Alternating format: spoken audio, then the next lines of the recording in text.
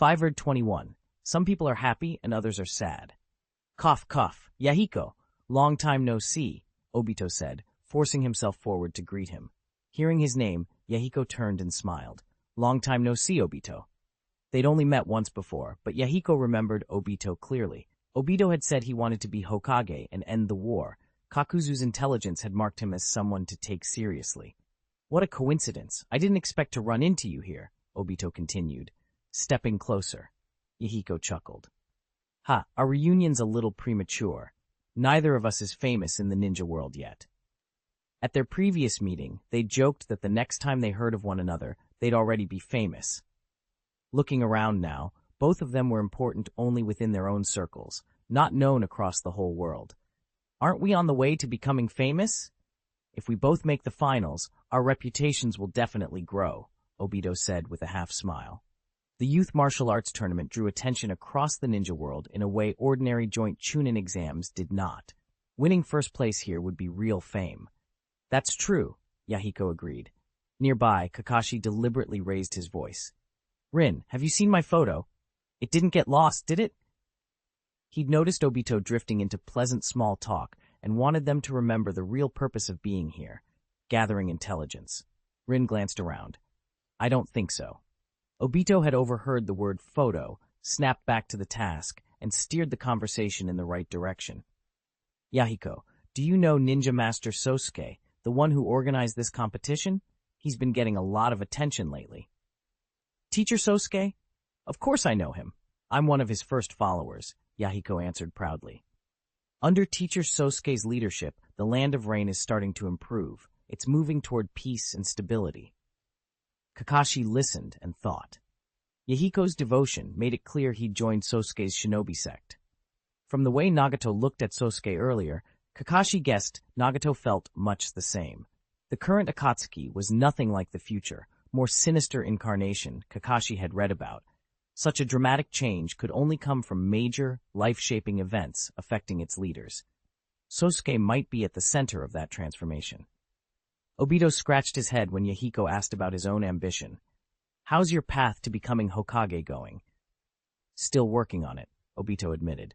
He wanted to be Hokage, but he didn't know any exam or clear route to get there. Keep at it. If you work hard, there's a chance, Yahiko encouraged. Yahiko thought a peace-loving Hokage would be an excellent thing. A Shinobi sect staff member called through the contestant waiting area. Contestants, please enter the lounge to draw lots and prepare for battle. Obito and Yahiko broke off their conversation and returned to their teams. Inside the lounge, the staff brought out a large box of wooden sticks. Draw numbers. Number 1 fights number 2, number 3 fights number 4, and so on. Defeat your opponent to advance, they explained. The tournament rules were simple enough that no one asked questions. Obito looked at the stick in his hand and sighed. Number 30. That meant, after the first round, he'd be the last match in every subsequent round. Rin, what numbers did you two get? I drew 30, he asked as Kakashi and Rin registered their numbers. I'm 13, Rin answered. 15, Kakashi said. Obito's eyes widened. Their numbers were close. If Kakashi and Rin both advanced, they'd face each other in the next round. Obito inwardly cursed. Rin had a real shot at the quarterfinals until Kakashi's draw ruined the odds. No, it's Kakashi's bad luck that dragged Rin down, he grumbled in his head. 11. Metgai's shout came from a few feet away. He waved his number with typical flair. Kakashi mentally did the math. If he and Guy both advanced to the third round, they'd meet in the quarterfinals. Kakashi ran a quick simulation. If he used Thoughtless Blade, it drained too much chakra. Without enough chakra, it was hard to create openings against Guy's speed and raw power with the 8 gates. Thoughtless Blade might be a gamble he couldn't afford. Obito, however, brightened. With Might Guy at 11 and him at 30, their paths could only cross in the finals. For Obito, that meant maybe he'd never have to face Guy. Under normal circumstances, his chance of beating Guy was nearly 0. Shisui walked over to report. 19. The staff reminded everyone, the knockout rounds are starting. Contestants, pay attention to the broadcast in the lounge. The match order is on the screen. The large screen lit up with the 16 first-round pairings. Meiki's face changed when he saw number 1, Nagato. He glanced at his own number, Number 2. Tsunagakure had only sent a few contestants. If Maki lost the first match, their presence would be even smaller. Nagato casually looked at the screen and away. It didn't matter who stood opposite him. He expected to keep winning. Maki, a wind release specialist, ran through counters in his head. He favored wind release's destructive single blows and had planned to dodge, find an opening, and strike close when his opponent exposed a weakness. Kakashi scanned the bracket instead and saw Sand Crab was number 8. If both Nagato and Sand Crab advanced, they'd clash no later than the quarterfinals. At that point, either Nagato or Sand Crab couldn't hide their strength any longer. A referee's voice echoed into the lounge. First match, number 1 Nagato versus number 2 Maki. Contestants, enter the arena. Nagato nodded to Konan and Yahiko, then walked to the central arena. Yura called, Maki, you can do it.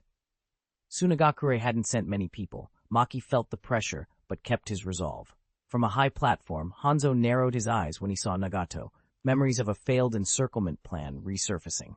If Nagato had been weaker then, if Kakuzu hadn't interfered, things might have turned out differently.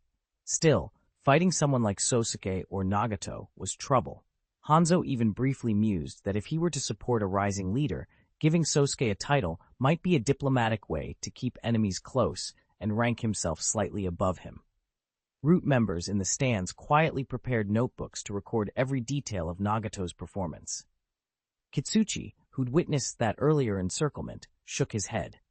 Nagato's strength was bizarre, far above ordinary ninja, and now the Shinobi sect seemed determined that no outside force would take the top prize.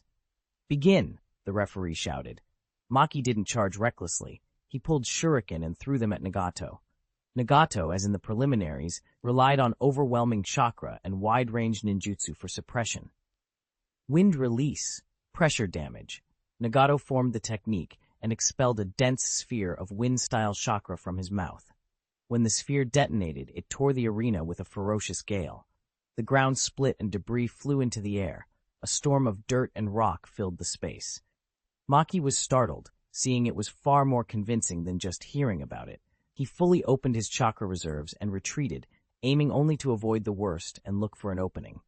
The arena was wide enough. His decisive movement kept him just out of range. Nagato didn't hesitate. Earth release, earth flow divide. The ground on both sides cracked and rose rapidly, slamming toward Maki. He pushed himself beyond his limits and barely escaped being crushed. Kitsuchi, watching, grimly commented that earth flow divide wasn't very practical unless the target was huge or restrained by teammates, but if it hit, few could withstand it. Nagato then followed up. Fire release, fire dragon flame bullet. A rolling sea of fire surged, cutting off Maki's escape routes. Trapped and overwhelmed, Maki could only try to withstand it. The referee raised his hand. Nagato wins. Maki wiped the sweat from his brow but felt no bitterness. He accepted the defeat. Nagato's gap in strength was too large. His plan to force Nagato into exposing a weakness had been unrealistic. Dealing with Nagato's range and chakra had already cost him everything. The contestants in the lounge watched closely. For many, gathering intelligence from fights like this was part of the competition. Whoever learned more would be better prepared for the next rounds. 522. Kill instantly with one punch. Please vote for me. The Rain Country's ninja power has developed well. This Nagato is really strong, the Lord Daimyo of the Fire Country said to the Rain Country Daimyo beside him. He didn't understand chakra nature transformation, but every ninjutsu Nagato used produced massive, visually impressive destruction, enough to make him look formidable. Indeed, the Rain Country Daimyo replied with a laugh. He found that this shinobi sect was not bad. At least they could help him save face. If ordinary observers could sense Nagato's power, then the participating ninja surely could as well. Earth release is like that. Could he also be proficient in lightning and water release? Kakashi thought, studying Nagato's performance.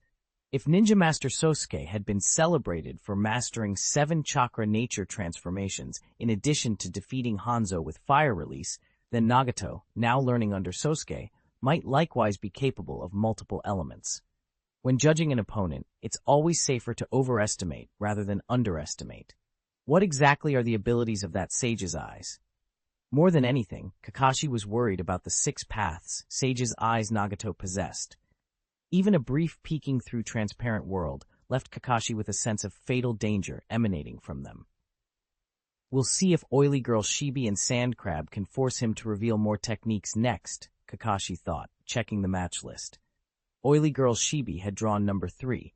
If she won, she'd face Nagato in the second round. I have to beat him to get into the 4 finals. That's going to be troublesome. Sasori casually glanced over the bracket and found Nagato exactly where he didn't want him. If Nagato blocked his path to the 4 finals, Sasori would either have to forfeit or throw the match. He only wanted a chakra blade anyway. Now Nagato stood between him and the ranking he desired, so Sasori had to plan how to neutralize Naoto without exposing himself. Sasori wasn't afraid of a ninjutsu cannon like Nagato. Poison was his specialty. No matter how powerful one's ninjutsu, a well-placed toxin from Sasori could turn the battlefield into a death trap. Number 3. Oily Girl Shibi versus number 4. The referee called. Oily Girl Shibi adjusted her sunglasses and walked out to the arena, followed by the other Iwagakure ninja. The result was not surprising to Kakashi. Oily Girl Shibi won. Though Kakashi hadn't fought Shibi, he knew she'd been sent on Hiruzen Sarutobi's recommendation and was not weak. The matches moved on quickly to the 4th bout. Number 7. Yahiko versus number 8. Sand Crab. Yahiko, watch out for hidden weapons. Puppeteers love poison.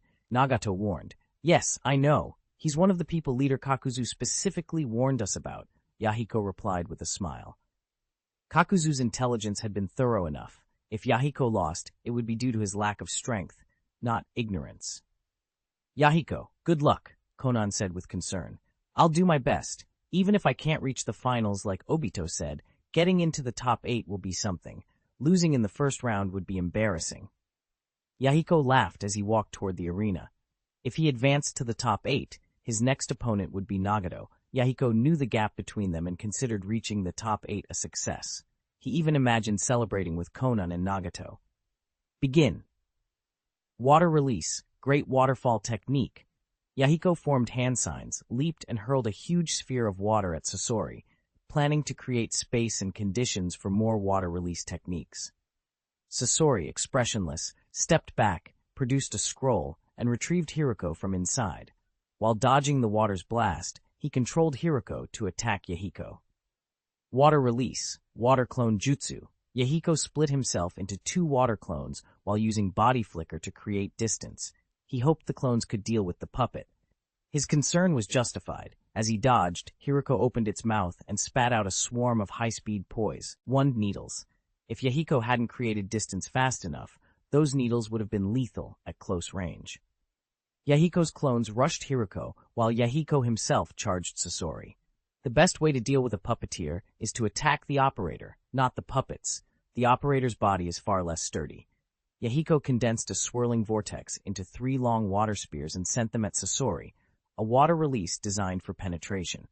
Sasori, unperturbed, controlled Hiruko's tail stinger to deal with 1 clone, then produced another scroll to summon a defensive puppet that blocked the water spears. Yahiko sent a clone to stall the new puppet and used Water Instant Body to dash towards Sasori. Sasori, unwilling to be trapped in a one-on-one, unveiled 2 more scrolls and manipulated 4 puppets at once, attacking and defending in a coordinated, tireless assault. Under that pressure, Yahiko couldn't form hand signs for counter ninjutsu. The puppet's hidden weapons kept him occupied. Sasori's puppets swiftly eliminated Yahiko's clones and closed in. In the blink of an eye, Yahiko found himself surrounded by 4 puppets. What is this sand crab? No young ninja from our village can control puppets at that level. Maki, already eliminated and watching from the stands, muttered, shocked. Though a wind release specialist, Maki had watched many puppet fights and understood puppet technique. This wasn't some wild, improvised skill. Sasori's puppetry matched pure Tsunagakure methods. Could he be a student of a rogue from our village? Kakashi, watching from the waiting room, raised Sasori's threat level by 1. As a puppeteer capable of controlling 4 puppets with such agility, Sasori was evidently a formidable force. Kakashi grew even more intrigued about the 3rd round matchup, a ninjutsu cannon versus a puppeteer with overwhelming numbers. Konan looked worried. Sasori's true strength, it seemed, exceeded Kakuzu's intel. Under relentless puppet pressure, Yahiko fell, defeated and carried away for treatment as the referee called the next pairing. Number 9, Kisame Hoshigaki versus number 10, Yura. Both stepped into the arena. Yura resolved that he was now the last sand ninja in the eliminations and had to win for his village's honor. He overestimated himself and underestimated Kisame. Despite showing resilience, Yura was overwhelmed in under 2 minutes, ripped apart by Kisame's water sharks. Kisame barely glanced back as he returned to the waiting room. Number 11, Metkai versus number 12, Iwagaki. Kisame, what progress have you made since fighting the 7 ninja swordsmen of the mist? Someone asked as Metkai strode in. No one in the land of water knew the full details of those battles. Only that Metkai, led by Mu Yue, had fought and won decisively. Kitsuchi watched Iwagaki, the Iwagakure prodigy, approach with an easy smile. He'd pinned high hopes on this young rock ninja. Iwagaki smirked at Metkai. Iwagakure had gathered intelligence on most contestants. They knew Metkai specialized in Taijutsu and had used no ninjutsu in 4 matches. Iwagaki's explosion release style was a perfect counter. Clashing explosive taijutsu head-on promised chaos. Begin. 8 gates. Gate of pain, open. Metkai threw open 4 of the 8 gates in quick succession. A massive surge of chakra hardened his body and boosted his power. Iwagaki, initially surprised by the burst of aura, didn't hesitate. He drew explosion release chakra into his fist and launched himself with body flicker. Whoosh, boom. Iwagaki's explosion-charged punch smashed into the ground where Metkai had stood, leaving a crater. Metkai, expecting such destructive force, had already strengthened his legs with chakra and a rock-breathing chakra mode to absorb the shock. External injuries would be minor, with breathing mode healing, nothing lethal, so long as there was no poison. Explosion release, exploding fist. Iwagaki condensed chakra and charged. If you've got guts, let's settle this fist to flesh. Metkai laughed. There was something youthful and pure about that challenge. He didn't dodge. Instead, he pushed his breathing to the limit, entering rock-breathing chakra mode with his aura flaring. Leaf hand blade. He concentrated chakra into his right palm, fortified his body with protective chakra, and charged head-on. Iwagaki thought he had the upper hand. If Metkai had kept running, Iwagaki might have had options, but Metkai met him full speed.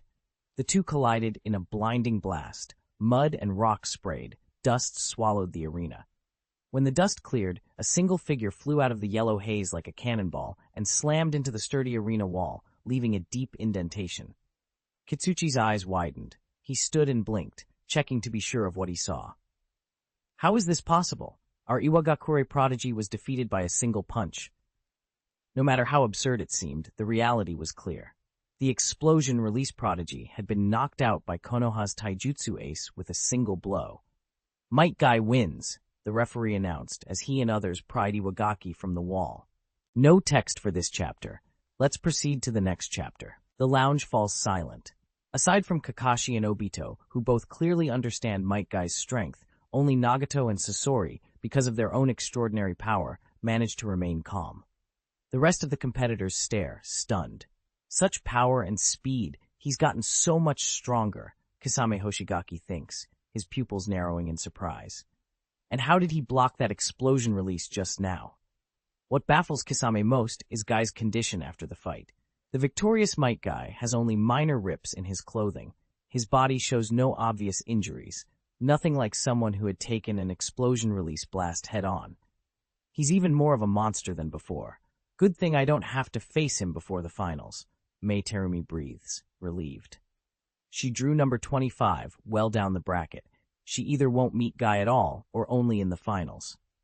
In truth, Mei doesn't mind whom she faces if she can reach the finals. Her real goal is to make the top 4 and secure a prize. Hozuki Mangetsu nods, conceding he does have brute strength. He respects Guy's taijutsu, but then adds, but with me here, you won't get past the 8 finals. The Hozuki clan's secret hydrification technique specializes in neutralizing physical attacks. No matter how strong the taijutsu, it can be rendered ineffective against hydrification. So even faced with Guy's incredible taijutsu, Mangetsu is confident. He's number 16 in the draw. If both he and Guy advance, they'll meet in the 8 finals. Mangetsu glances at Kakashi, who is number 15 and slated to be his first-round opponent. Kakashi meets Mangetsu's look calmly. Mu Yue has already shown, through his matches, that lightning-release sword techniques can counter the hydrification technique. For opponents who rely on hydrification, Kakashi will try to maximize that advantage. Number 13, Rin Nohara versus number 14, Heian. After Guy's match, the referee's voice rings out again. Obito cheers. Rin, you can do it. You have to believe in yourself. You're actually very strong. Rin's opponent, Heian, is just a mid-level Iwagakure shinobi who passed the preliminaries, nothing like the stars the others expected. Obito believes in Rin anyway. Rin smiles gently. Thanks for the encouragement, Obito. She's not as unsure as he thinks. The 4 preliminary matches have taught her the tournament's overall level. She's upper middle class, not top tier, but capable. Stay calm no matter what happens in battle, Kakashi reminds her. Then there won't be a problem. Rin nods and waves to the team before stepping into the arena and taking her stance. Battle start! Heian immediately uses body flicker to back away and spits several shuriken at Rin. He's not fooled by her delicate looks. He knows she hides powerful taijutsu. Clang clang. Rin pulls kunai from her pouch and knocks the shuriken aside. Besides being a medic, her basics are rock solid. Earth release, rock pillar. Heian forms seals. The ground beneath Rin trembles. Sensing it, Rin tightens her breathing, boosts her physical output, and leaps up. Rock pillars shoot up in an instant. Earth release, rock iron cannon technique. Heian seizes the moment. While Rin is airborne and can't dodge, he spits a pebble that rapidly swells into a stone cannonball. Strength of 100 technique. Rin concentrates chakra into her fist and strikes. Boom! The stone cannonball shatters under her overwhelming force, but her fist bleeds a little from the impact. Perching on a rock pillar, she instantly performs medical ninjutsu. The cut disappears. Heian frowns. This is troublesome. Rin is not only a taijutsu specialist, but also a medic who can heal herself. As Heian scrambles to rethink his strategy, Rin counterattacks. She channels chakra into her legs and kicks the rock pillar Heian created, sending it hurtling at him. Then she runs forward, forming seals. Water release, wild water wave. A meter-thick torrent of water surges from Rin's mouth, riding along with the rock pillar. Heian opts for defense and forms a thick earth wall. Rumble. The pillar slams into the wall, but fails to break through. Unexpectedly, the water accompanying the pillar reshapes under Rin's control, transforming into a water dragon that bypasses the earth wall and strikes Heian. Mei Terumi's eyes widen. This was her technique. When did this Konoha kunoichi learn it? Rin seizes the opening, uses water instant body to close the distance, and finishes the match with another strength of 100 technique. Rin Nohara wins. Back in the lounge, Rin barely has time to celebrate before the referee calls the next match. Number 15, Kakashi Hatake versus number 16, Hozuki Mangetsu. Mangetsu stands, puffs out his chest, and walks to the arena. Mei Terumi can't help twitching, a bit overconfident, she thinks. Kakashi nods to Rin and follows. Metkai claps him on the shoulder with his usual brash encouragement. My dear friend, I look forward to competing with you in the 8 finals.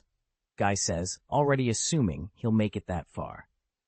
It sounds arrogant, but everyone here has seen his results. He has the right to be confident. After 7 battles, he's been the fastest to finish. Kakashi pauses for a beat and then continues forward. Obito chuckles. He has a pretty good read on Kakashi's mood and is delighted. Obito teases, Kakashi, just wait. Punishment's coming. With the Youth Martial Arts Tournament running at the same time as the internal competition's original schedule, the internal event was cancelled and replaced with a rule. The 2 disciples performing worst in the youth tournament receive punishment. Rin never had to compete internally before, so she set modest goals, just to get past preliminaries and not be eliminated in round 1. Obito is relieved she didn't aim for the 8 finals, otherwise she'd be risking punishment. Mei focuses on the arena. Mangetsu is eccentric, sure, but he's a genius and a reliable fighter. Kakashi looks up at Sosuke, the tournament organizer watching from above, and wonders what his purpose is in holding this event. Is he testing his students like Nagato? Is this about guarding techniques? Thinking about Nagato and Sosuke makes Kakashi's mind race. There are too many unresolved questions, and he knows too little. He pushes the chaos aside and focuses on the match in front of him. Right now his strength is not sufficient to tangle with matters at the ninja master level. Battle start! Mangetsu draws a razor-sharp blade and pours chakra into it, slashing at Kakashi. Kakashi calmly draws his white fang short sword and blocks the blow. The clash rings metallic and sharp. Water release, great water arm technique. Mangetsu concentrates water chakra into his sword arm. It swells with muscle and power, forcing Kakashi briefly onto the defensive. Kakashi breathes deeply, increases his strength, and steps back to create distance. Water release, water gun technique. Mangetsu shapes his left hand like a gun. A drop flies from his fingertip and speeds toward Kakashi's chest like a bullet. Kakashi is cautious. He slips into a transparent world state at the moment he pulls back. Mangetsu's move is within Kakashi's prediction, and he barely twists aside, letting the water dart miss him. He actually dodged that, Mangetsu says, surprised by Kakashi's reaction speed. While evading, Kakashi tosses several shuriken. Mangetsu watches and sees their plain, no nature transformation or explosive tags, and stands his ground, trying to bait Kakashi into committing. But Kakashi, having read some of the hydrification technique's traits, won't be fooled. He quietly gathers chakra as the shuriken pass through Mangetsu's body and strike the ground beyond. Sk, how boring, Mangetsu mutters. Seeing Kakashi's restraint, Mangetsu decides to take the initiative again. I've gathered enough information, now it's my turn to attack. Kakashi has already assessed Mangetsu's power and sketched out his strategy. The bout is about to deepen. 525. Killing intent against Kakashi. Kakashi drew a long breath and focused his lightning breathing more tightly, slipping into lightning breathing chakra mode. Streaks of electric light crawled over him in time with his breaths, like writhing snakes of lightning that reinforced his body and pushed his speed and strength higher. As his breathing deepened, the electricity brightened, and a powerful aura swept away dust and smoke around him. Hozuki Mangetsu halted his advance at once, gripping his long sword and beginning to back away. Kakashi often used lightning-breathing chakra mode to augment his thoughtless blade, but the mode itself was no mere supplement. It vitalized the body, vastly increased physical capability, and amplified lightning release chakra transformation, letting him use lightning release without hand signs and with far greater force. Still, chakra was limited. Kakashi always had to choose carefully which abilities to expend in a fight. Whoosh! Before Mangetsu could figure out what Kakashi intended, two kunai cut through the air at incredible speed, kunai fused with lightning release chakra. Mangetsu parried one with his sword, while his other hand formed a pistol shape and shot water droplets to intercept the second. Lightning release, false darkness. Without any hand signs, Kakashi spat out a needle of lightning. Mangetsu hadn't expected it to come so fast. He desperately used hydrification technique to try to avoid it, but the lightning struck nonetheless. Because lightning couldn't be fully conducted through a constantly hydrated form, the parts of his body hit suffered severe damage. He hit a no-hand sign lightning release. Mangetsu's face went pale at the sharp pain. He'd known Kakashi used lightning release and had guarded against it, but he hadn't realized Kakashi could unleash a no-hand sign lightning attack so quickly. That ability wasn't in his intelligence files. Mangetsu had no time to think more.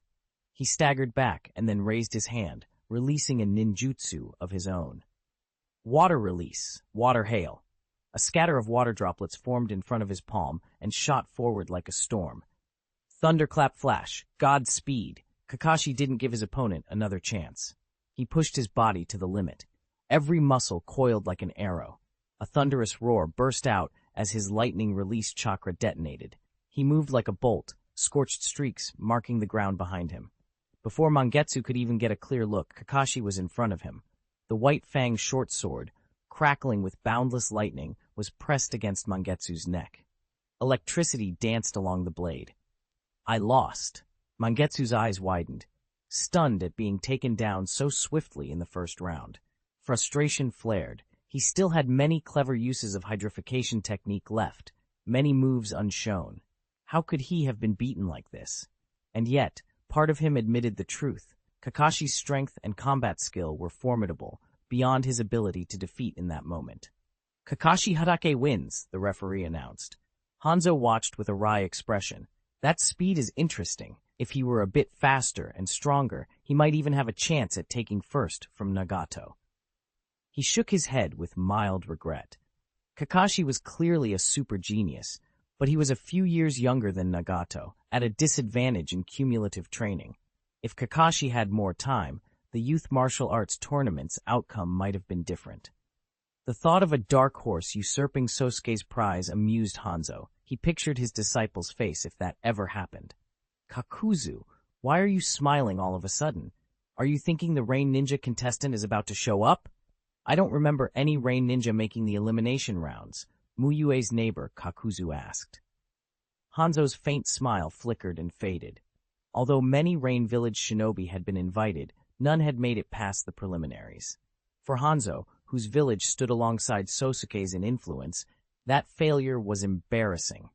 The shinobi sect's representatives, Nagato, Yahiko, Konan, had all advanced, while the Rain Village, despite sending more contestants, had none reached the eliminations. The next generation of ninja in the Rain Village trailed the shinobi sect by a clear margin. Hanzo stared at the arena, anxious for the battles to finish so he could return home. Six Path City made him uneasy. Kakashi sheathed the White Fang's short sword and walked back to the waiting room. Many of the other contestants still had Kakashi's lightning strike replaying in their heads. What's happening? Mei Terumi muttered, puzzled. During the chuunin exams, she had thought Kakashi merely competent, stronger than her, but not unbeatable. Now he seemed terrifying. If Mei had been in his place, she couldn't have dodged the Godspeed slash. The only counter she could imagine was releasing her hidden mist technique in advance. Her mist was refined enough that most detection methods couldn't pierce it. She felt discouraged. It reminded her of the last exam. Kakashi had scored 75, while she got 70. After long training, she reached 80, but Kakashi leapt to 95. Though she had improved, the gap had widened. As expected of Kakashi, he's cautious, Rin Nohara said with a smile. Kakashi could have gone all out from the start and ended the match even faster than Metkai, but instead he probed for information and finished the fight in one conclusive move. Rin thought Obito could learn that tact from him. Knowing Obito, when faced with a slightly weaker opponent, he usually chose the flashiest approach. Obito pouted. He just likes to show off. If he's that capable, he should have slashed 2 more times. With Kakashi's chakra reserves, if he slashed twice more, somebody'd have to carry him back to the waiting room, Rin replied. Sasori watched Kakashi approach with a new interest. Before the elimination rounds, he hadn't bothered to study the contestants, but now the young Konoha ninja standing there struck him as familiar. He took a closer look and realized this Kakashi Hatake bore a strong resemblance to the Konoha White Fang, Sakumo Hatake, the man Sasori had hated most. Sakumo had killed Sasori's parents, leaving him an orphan. Sasori had learned puppetry in order to kill White Fang and avenge them. But fate had been cruel. By the time Sasori became proficient in puppetry, news came that White Fang had committed suicide. Sasori's purpose vanished, and he sank into a long depression. So the child of Konoha White Fang, Sasori thought, feeling old rage flare. Good. Your father killed my parents, so I will kill you. The dormant desire for revenge ignited. To Sasori, puppet materials and chakra blades meant nothing compared to avenging his parents. Kakashi, even with his transparent world sealed, had a keen sense of danger. He suddenly felt a subtle killing intent and swept his gaze around the waiting room. Many ninjas were watching him after his match. He noted their expressions, but couldn't immediately tell who might be harboring murderous intent. No, I can't make a move here. Sasori forced himself to calm. So many young geniuses were assembled, including shinobi from the shinobi sect. He wasn't sure he could kill Kakashi under these circumstances. Kakashi's speed was too great. If he couldn't finish him in a single blow, Kakashi could escape. If Sosuke or Hanzo intervened, Sasori wouldn't get away unscathed, let alone kill Kakashi. He would have to find a suiting opportunity, like when he had killed the third Kazekage. Who might it be? Kakashi considered which ninja might want him dead. Logically, an enemy village at war with Konoha was most likely. The Hidden Mist ranked highest on his list. Kakashi had killed many Hidden Mist shinobi on the East Bank battlefield, and some of the participants could be relatives or friends. Also, Kakashi and his comrades were more notorious in the Hidden Mist than elsewhere. It wasn't impossible that the Hidden Mist had instructed a participant to seek an assassination opportunity. Still, Kakashi wasn't alarmed. His 4 teammates were beside him, and Mu Yue sent far off. Even if Haku and the resurrected 7 ninja swordsmen of the mist returned, they wouldn't be enough. Kakashi sat down next to his team and wrote quickly on a piece of paper. "Be careful from now on. Someone might try to attack us Konoha ninja." Obito's eyes widened, intending to speak, but Kakashi put a finger to Obito's lips and shook his head. They were in the open, and the enemy was hidden. They couldn't expose that they'd sensed the danger. Shisui subtly scanned the participants for suspicious behavior, while Rin tensed, ready to gather chakra at a moment's notice. "I have plenty of strength on our side. No need to worry," Kakashi added on the paper. Rin thought about it and relaxed. With Metkai and Shisui present, they were an elite 5-man team of Jonin. The competition continued. After Kakashi's fight, an Iwagakure ninja faced a Cloud ninja. The Cloud competitor barely won. Then it was Shisui's turn. His opponent, another Iwagakure ninja, fell quickly. Shisui defeated him effortlessly with Sharingan Genjutsu. Kitsuchi in the audience felt dismayed. Though many from Iwagakure had made the eliminations, most fell in the first round. Kakashi spotted someone he knew, Asuma, coming with their group. Asuma's placement struck Kakashi as awkward. Asuma wasn't weak. He beat his first-round opponent without much trouble. But compared to people like Kakashi and company, he still lagged. He'd likely reach the quarterfinals, since his draw wouldn't pit him against the truly strong until then. Compared to most participants, his strength was respectable. Mei Terumi had also advanced to the second round. In another match, Obito activated his flame-breathing chakra mode immediately and defeated his Iwagakure opponent with a massive fire release. The final 2 contestants in that sequence were from the Grass and Frost villages. The Grass ninja proved superior and won. Kakashi sighed at the disparity. Some fighters faced Nagato or Metkai in the first round, others fought much weaker opponents. Obito had drawn an unusually smooth path, thus the first round of the elimination tournament ended. Earlier contestants had rested while later ones fought, so the mid-match break was brief. The second round began half an hour later, once again starting with Nagato at number 1. Number 1, Nagato, versus number 3, Oily Girl Shibi. The referee's shout marked the start of the second match. Nagato and Oily Girl Shibi stepped onto the arena at once, ready. Kakashi fell silent and watched with a serious expression. It was absurd. If anything, their biggest obstacles for first place weren't shinobi from other great villages, but Naruto and the Sand Crab. Begin! At the referee's command, Oily Girl Shibi poured a great deal of chakra into the large gourd on his back. It brimmed with parasitic insects. A tide of insects pushed aside the stopper and burst out in 5 black clouds rushing toward Nagato. Facing someone as dangerous as Nagato, Oily Girl Shibi didn't hold anything back. He went all out from the very first move. Fire release. Head hardship. Nagato calmly formed a hand seal and spat a compact fist-sized fireball toward the ground. The moment it hit, the compressed flames detonated. A towering wall of fire surged up, splitting the space between the 2 fighters into a burning sea. Wind release, pressure damage. Naruto formed another seal and expelled a wind sphere. A fierce storm swept the arena and fanned the flames. Even though Oily Girl Shibi forced his insects upward, the inferno still swallowed them. He had to back away quickly to avoid the onslaught. Secret art, insect clone. After a brief thought, Oily Girl Shibi created 2 clones made of parasitic insects.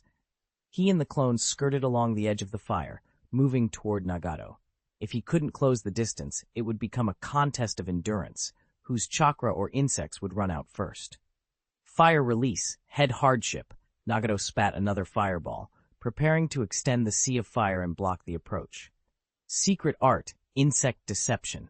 This time, Oily Girl Shibi didn't retreat. He hurled the 2 insect clones at Nagato, then covered his own body with chakra, while releasing every parasitic insect he could to cloak himself.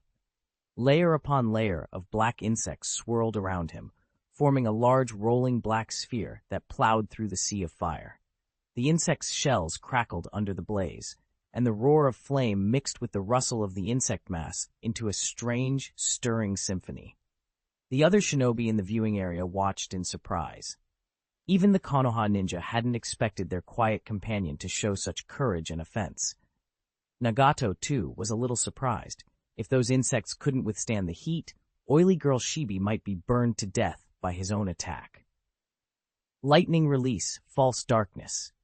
Nagato ignored the rolling black ball for a moment, formed hand seals, and launched a sharp lightning spear at the airborne insect clones. The two clones couldn't maneuver and were cleaved in half. Their torn bodies fell to the ground, but the parts didn't disappear. The living insects reformed into a dark cloud and continued their charge toward Nagato. Nagato frowned. This was his first time fighting an Aburame clan shinobi. He hadn't expected the clone technique to work like this.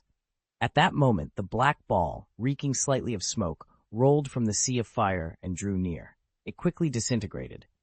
The surviving insects swarmed forward, and oily girl Shibi himself emerged, face flushed and slick with sweat. He was gasping, but didn't stop. While sending his insects to attack, he continued to squeeze his own chakra, forcing more insects inside him to hatch. Almighty pull! Nagato didn't hesitate and activated his Rinnegan ability. A terrifying suction erupted from his right hand and yanked oily girl Shibi toward him. Shibi had no idea what was happening. By the time he realized he was suddenly in front of Nagato and reached for a kunai, it was too late. With a burst of chakra, Nagato slammed him heavily into the ground. The impact raised yellow dust in a thick cloud. Oily girl Shibi, already depleted, passed out from the blow, his parasitic insects scattered in confusion. What happened? Several shinobi in the lounge were stunned. A moment ago, oily girl Shibi had charged Bravely through the sea of fire. How had he been knocked out so suddenly? How did Nagato train? Another murmured. He's mastered wind, fire, and earth, and his lightning release is so strong. From the preliminaries through elimination, Nagato had already used jutsu from 4 chakra natures, each one powerful and high level. Kakashi frowned. Compared to Nagato's lightning, he was more curious about that final move. Oily girl Shibi wouldn't have willingly walked into a slam. He must have been forced. But Kakashi couldn't immediately identify what kind of power produced that effect. He racked his brain, but nothing came to mind. We'll see it again in the quarterfinals if Sand Crab can force that jutsu out, he thought, and gave up for the moment. Nagato wins, the referee announced after oily girl Shibi lost the ability to fight. After Nagato left, the next pair of names were called. Number 6, Iwagaki, versus number 8, Sand Crab. Sasori rose and walked to the arena with an expression that showed little. He didn't even look at Kakashi on the way. His heart brimmed with killing intent, but he wouldn't show his hatred openly until he had the chance to strike. There was no point in performing for Kakashi now. Once the match began, everyone leaned in. After 4 preliminary and 1 elimination round, the competitors left standing were legitimate shinobi. Even with some luck involved, they were not weak. Iwagaki, however, had mostly luck on his side. He couldn't make Sasori use 4 puppets like Yahiko had. Sasori only needed 2 puppets to finish him quickly. Kakashi didn't mind. He actually hoped Sand Crab would be stronger, that Nagato wouldn't defeat him with only ordinary powerful ninjutsu. Number 9, Kisame Hoshigaki, versus number 11, Metkai. Metkai jumped up at his name, gave a confident thumbs up, and bounded into the arena with a grin. Kisame followed more slowly. Facing the man who had wounded him before, Kisame's shark-like face was serious. Though his training had improved him vastly, he knew Metkai hadn't remained stagnant. He'd gotten stronger too, perhaps even more. Kisame Hoshigaki, we meet again. This time, I'll win, Metkai declared loudly, hands on his hips. Kisame Hoshigaki was speechless. Metkai was trying that old provocation again. The referee had called him by his full name, and he still got it wrong. Kisame Hoshigaki, that's my name, Kisame emphasized. He would normally ignore such antics, but Metkai had never once called him by his full name correctly, and Kisame hoped he would, just once. Did I remember wrong? No, that's impossible. I remember calling you that last time too, Metkai said, stroking his chin in mock thought. Kisame could only stare. Contestants, prepare for battle, the referee reminded them. Enough talking, time to fight. Begin. 8 gates. Gate of opening. Open. Gate of pain, open. Metkai immediately opened 4 of the 8 gates, releasing the chakra constraints within his body. A wild flood of chakra poured out. Water release. Great exploding water colliding wave. Kisame leapt back and transformed the chakra gathered in his throat into a massive water release attack. A tidal wave surged into the arena and swept everything into an enormous, oblate spheroid water prison. Obito muttered that such a sprawling jutsu felt like cheating given the arena's limited size. There was nowhere to dodge once the entire space was flooded. Water release, 100 feeding sharks. Kisame's chakra exploded outward and formed 100 shark-shaped water bullets that surged at Metkai. Kisame understood his strengths.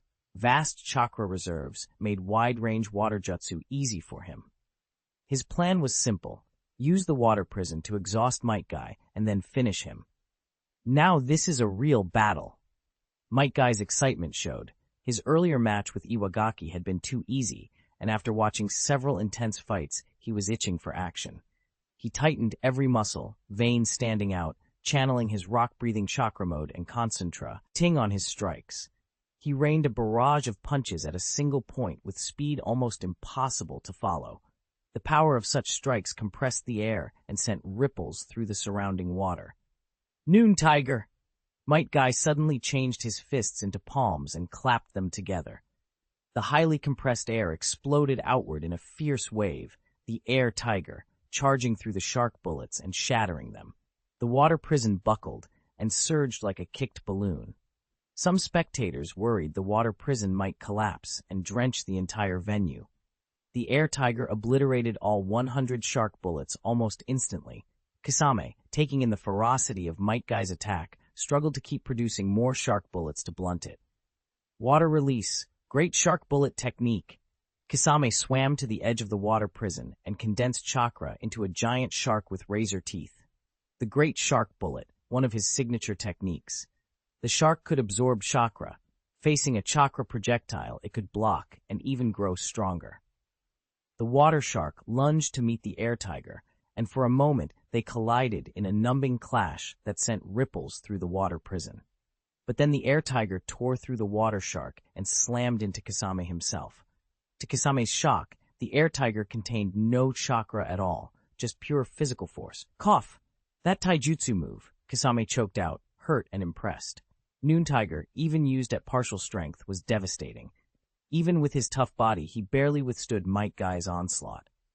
Nagato watched, expression shifting. Without Mu Yue's guidance, and without awakening the Rinnegan, he couldn't match either man in this encounter. "Ha-ha! As expected of an opponent whose name I remember, you deserve to experience my strongest taijutsu." Metkai laughed when Kisame still clung to his footing. He intended to press the attack and give Kisame no chance. He poured almost all his bodily chakra out. The aura was so intense the water parted, creating a partial void. He drew his breath to the extreme, focused rock-breathing energy into his right index and middle fingers, placed his right hand behind his waist, shifted his weight, and swung. Kisame concentrated chakra into his body and formed a final defense, but he was injured and could not close into taijutsu with Metkai. Golden Skyline. A long, dazzling golden streak cut through the blue world. Wherever the golden light passed, the water rushed away as if sliced. The oval water prison seemed split in two.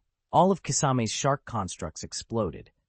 Kisame unleashed every drop of chakra to defend, but the force of the blow hurled him backward at tremendous speed into the arena's thick wall, and the huge water prison collapsed into a small lake. "That taijutsu ninja is unbelievably powerful," Hanzo muttered. It was hard for him to imagine such devastating taijutsu coming from an 11-year-old. In Hanzo's view, taijutsu required long training and a peak physique, usually reached much later in life, yet Metkai had surpassed expectations. "Sosuke, don't be too upset if your highly anticipated Nagato doesn't make the finals," Hanzo added silently, half gloating. Facing Metkai, Nagato wouldn't necessarily be a sure thing. "Metkai wins," the referee called after extracting Kisame from the wall. Metkai let the 8 gates in rock-breathing mode subside, sighed in relief, and gave Kisame a brilliant thumbs up and smile.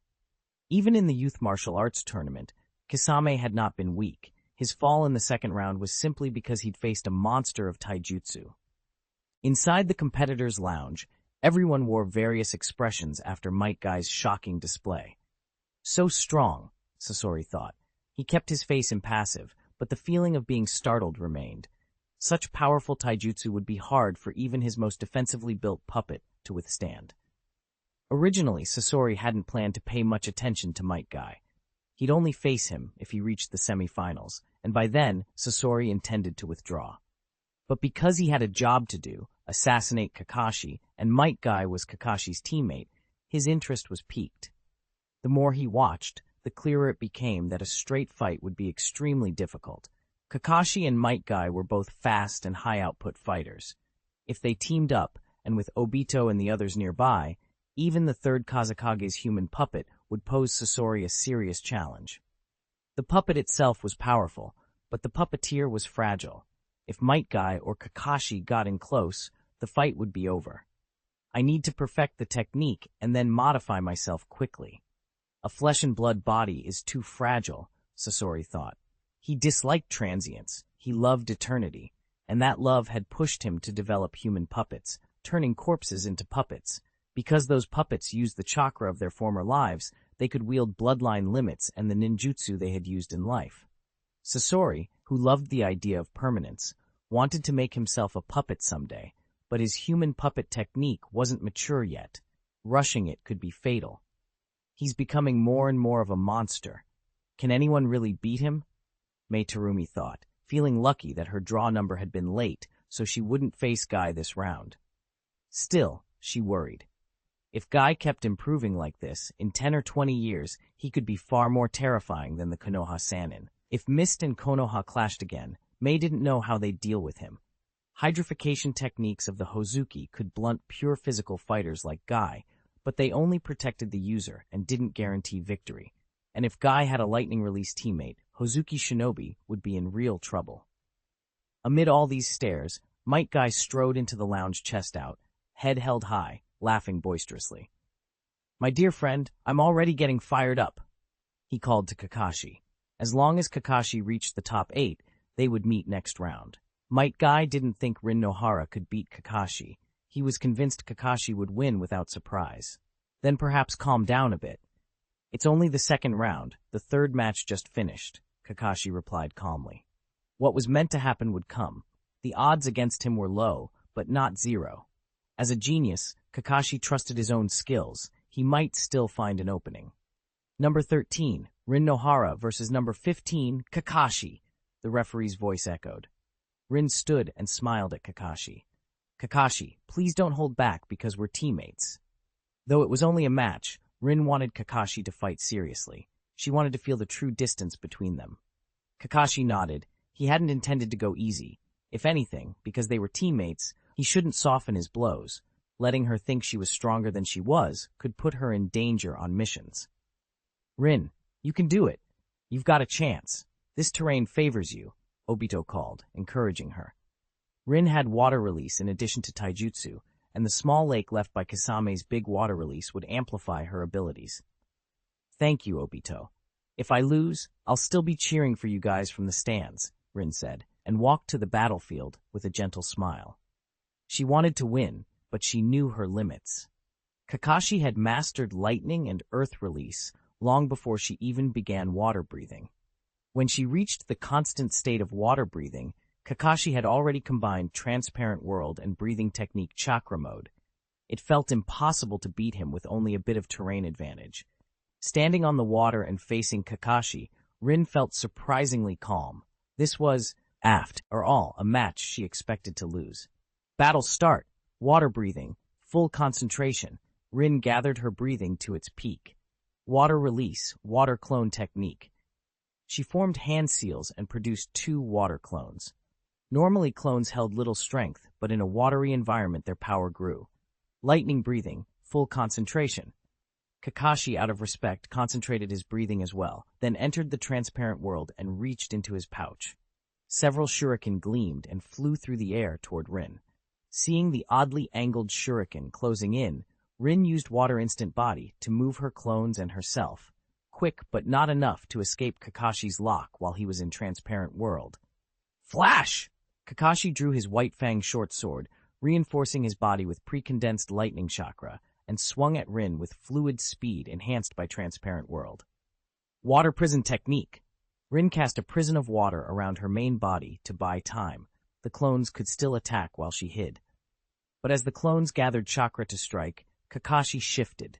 He sliced one clone instantly with a swift flash, double strike. One clone turned to water and dissipated. Then purple lightning erupted from Kakashi's left hand, splitting into streams that enveloped Rin's main body and the remaining clone. The water prison broke under the electricity. The remaining clone was struck and merged back into the lake. Exploding fist! The prison broken, Rin slammed her condensed chakra onto the water's surface. A tremendous explosion sent waves and a water-laden shockwave toward Kakashi. He had already predicted her move and, reinforcing his body with lightning chakra, dodged and countered. Leaf Hand Blade. Kakashi channeled internal energy into his palm and released a transparent energy wave, an attack he'd trained to use both up close and from range. The burst hit Rin, sending her backward into the water. As expected of Kakashi, Obito cried out in distress. Seeing Rin suppressed hurt him inside. He felt powerless. His strength lagged behind Kakashi's, so if Rin lost, he could only curse silently, unable to avenge her in a private fight. Rin drank water to clear her head, endured the pain, formed hand seals, and swam up. She resurfaced, resumed her breathing technique, gathered chakra in her feet, and stood on the water. Water release, water dragon bullet technique. She fired a powerful blast to push Kakashi back. Summoning technique. Then Rin summoned Katsuyu to employ its healing and try to wear Kakashi down. She knew Kakashi's weakness. He couldn't fight at full power forever. He was careful with his chakra, seldom using his strongest techniques repeatedly. A drawn-out attrition fight might favor her. As she performed the summoning, Rin suddenly felt a ripple, a stray thought from far away. She sensed Phoebus in Konoha, as if it were urging her to summon it to help, even by blocking one or two attacks. Rin didn't understand why she could sense it, but she calmed Phoebus in her mind and continued. A flash of white smoke revealed two figures, one white, one yellow. Phoebus had been summoned along with Katsuyu. Rin had never seen the summoning technique work like this. Please, Lady Katsuyu, heal me with everything you've got, Rin told Katsuyu hurriedly. Understood, Katsuyu replied and crawled onto her back. Little beauty, swim to the edge of the arena, or you'll get caught, Rin told Phoebus, sending it away. Luckily, Kisame's lake made this easy, but Phoebus slipped back close behind Rin, diving to stay just far enough away to avoid notice. Kakashi, confused by the yellow fish's appearance, assumed Rin had a hidden trump card and paused. He didn't want to lose to Rin and give Obito something to mock him with. Rin used medical ninjutsu to heal herself and sent out water clones. Katsuyu spat acid and interfered with Kakashi's taijutsu while the clones harried him. Rin's main body formed seals for another attack. Water release, raging stream blast. She unleashed a powerful spear of water, the most destructive B-rank water release she knew. But Kakashi, in Transparent World, danced aside as if predicting every move, casually evading the spear and dispatching the water clones. Rin felt the chasm between them. With the terrain's advantage, with her body injured and chakra low, she still couldn't touch his clothes. Leaf Hand Blade. Kakashi used the energy burst again to try to finish the fight. Rin couldn't take another hit like that. Bang! A yellow figure flew backward, droplets of blood suspended midair. At the last moment, Phoebus had darted in front of Rin and taken the attack for her. Kakashi looked at the knocked-back fish, puzzled. Why would Rin summon a seemingly useless fish? Little beauty, are you all right? Rin cried, abandoning her scolding to check Phoebus. The blade Kakashi had poised wavered. This was a teammate, not a stranger, and something unexpected had happened. Phoebus's dazed eyes reflected Rin and Kakashi. Must protect Rin. Its mind replayed memories of all the small kindnesses Rin had shown it. Though it had no combat skill, Rin had never disliked it. She had cared for it, talked to it, kept its spirits up. I can do it. I can still block for Rin. Pain flaring, Phoebus tossed aside self-preservation and surged forward again. Even with every ounce of strength, it could only make a small splash, but it could try to shield Rin. Then a dazzling white light erupted from the depths. Rin and Kakashi froze and looked down as a figure burst from the water. A high, clear cry cut through the air. A woo! A milky white, serpentine form surged up and charged at Kakashi. He leapt aside instantly, chakra flaring, eyes fixed on the creature. He couldn't believe his eyes. Where a bumpy yellow fish had been, now stood something utterly different. "Little beauty," Rin whispered, stunned. Melodic's new form had no resemblance to Phoebe's beyond some faint echoes. Its body was milky white, its red eyes gleamed like rubies. Its head was long with crest-like protrusions, flowing eyebrow-like fins framed its face, red and white blending into an almost heart-shaped sweep on the sides. Two red hair-like fins fell like twin pigtails beside its head. Its tail was magnificent, bands of blue and pink scales, black stripes, and red patterns making it breathtaking. In the lounge, Melodic's emergence caused an uproar. "What's going on? Where did that come from?" Obito, having missed the transformation light, was baffled by the sudden appearance.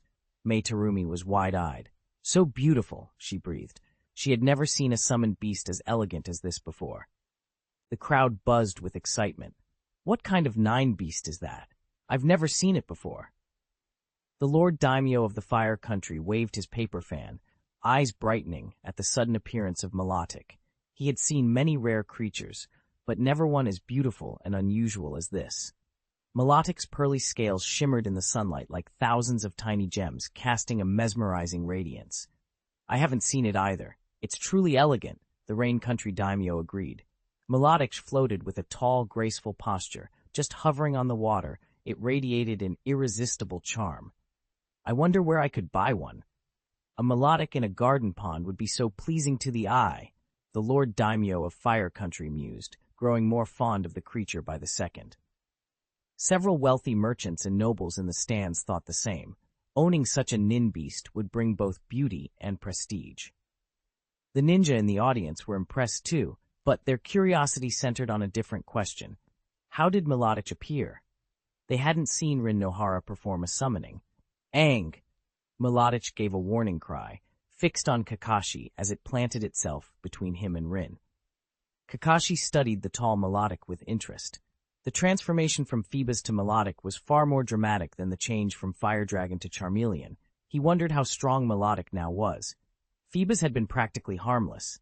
Melodic might be something else entirely. Kakashi backpedaled a few steps, preparing to test it. Tornado! Melodic gathered power and lashed its tail. A whirlwind erupted instantly, and water flooding into it became a towering water tornado. Wind release? No, chakra nature transformation into water, maybe? Kakashi guessed aloud as he kept his distance. It made sense that a fish-like creature would use water release, but Melodic's sleek, that serpentine appearance gave him pause. Perhaps its affinities had shifted. "Little May, you're really strong," Rin whispered, eyes wide as one tail swing whipped up a 6-meter tornado. Phoebus had had no combat power before the evolution. Now Melodic seemed stronger than its trainer. Nin beasts were truly astonishing. Melodic pressed its forehead against Rin Nohara's, ruby eyes bright with joy. It could finally fight for her like the others. "First, a normal attack," Kakashi said. He pulled 5 shuriken from his pouch, infused them with chakra, and layered lightning-release chakra nature transformation over them. The electrified shuriken flew in a streak, no need to aim precisely at such a large target. Melodic raised its head and gathered chakra. Aqua Jet! A thick column of water shot from its mouth and knocked all 5 shuriken aside. Roar!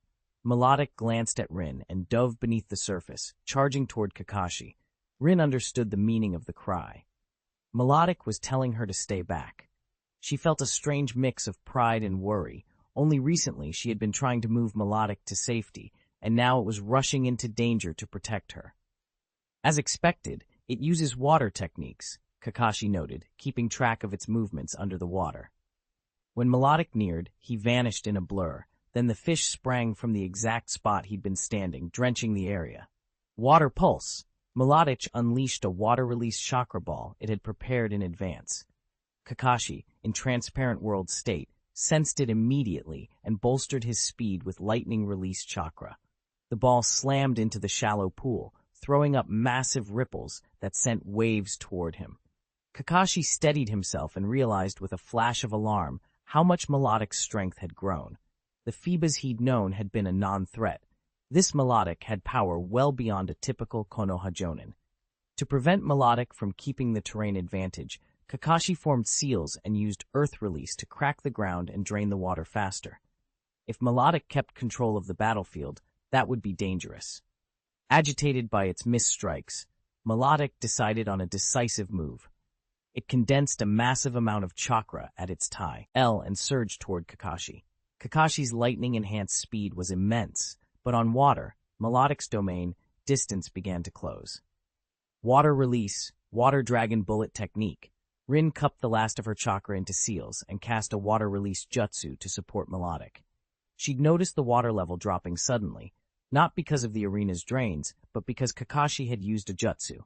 A roaring water dragon coiled around Rin and then slammed down the field toward Kakashi. At the same moment, Melodic, nearly on top of him, converted its tail chakra into water release and lashed out. Aqua Tail. The tail strike tore the remaining water into a crashing wave. The combined force of Melodic's tail and Rin's water dragon seemed inescapable. Nice! That's how it's done. Obito cheered in the lounge, thrilled that Melodic could turn the tide for Rin. He regretted not bringing a camera. This was a spectacle. Kakashi, your life's like a candle in the wind, Obito crowed, enjoying the thought that Kakashi might lose to a weaker contestant. But Kakashi wasn't out yet. After dodging as best he could, he was slammed down and swallowed by muddy water. The pool was now under half a meter deep and still draining rapidly. Rin thought, incredulously, did I really win? She hadn't expected to stand up to Kakashi at full strength. The fact that Melodic had appeared with Katsuyu and evolved into Melodic, drawing such power, felt unreal. A hand covered in yellow mud broke the water, crackling with electricity as Kakashi pushed himself up. Melodic immediately spat a stream of water at him. Kakashi answered with lightning. Rin had no chakra left, no jutsu, no heightened strength, so she moved away to avoid giving Kakashi an opening. But she didn't notice a hand breaking through the ground near her feet. Earth Release Headhunter Jutsu. Kakashi's underground attack yanked most of Rin's body down in a brutal pull. The maneuver left her no time to perform Water Instant Body or use her last chakra for enhanced strength. Kakashi squatted beside her and aimed a kunai. The referee paused, then announced without hesitation, Kakashi Hake wins. Even though Melodic still thrashed energetically, this match was Rin Nohara's. In a real battle, Rin would have been finished.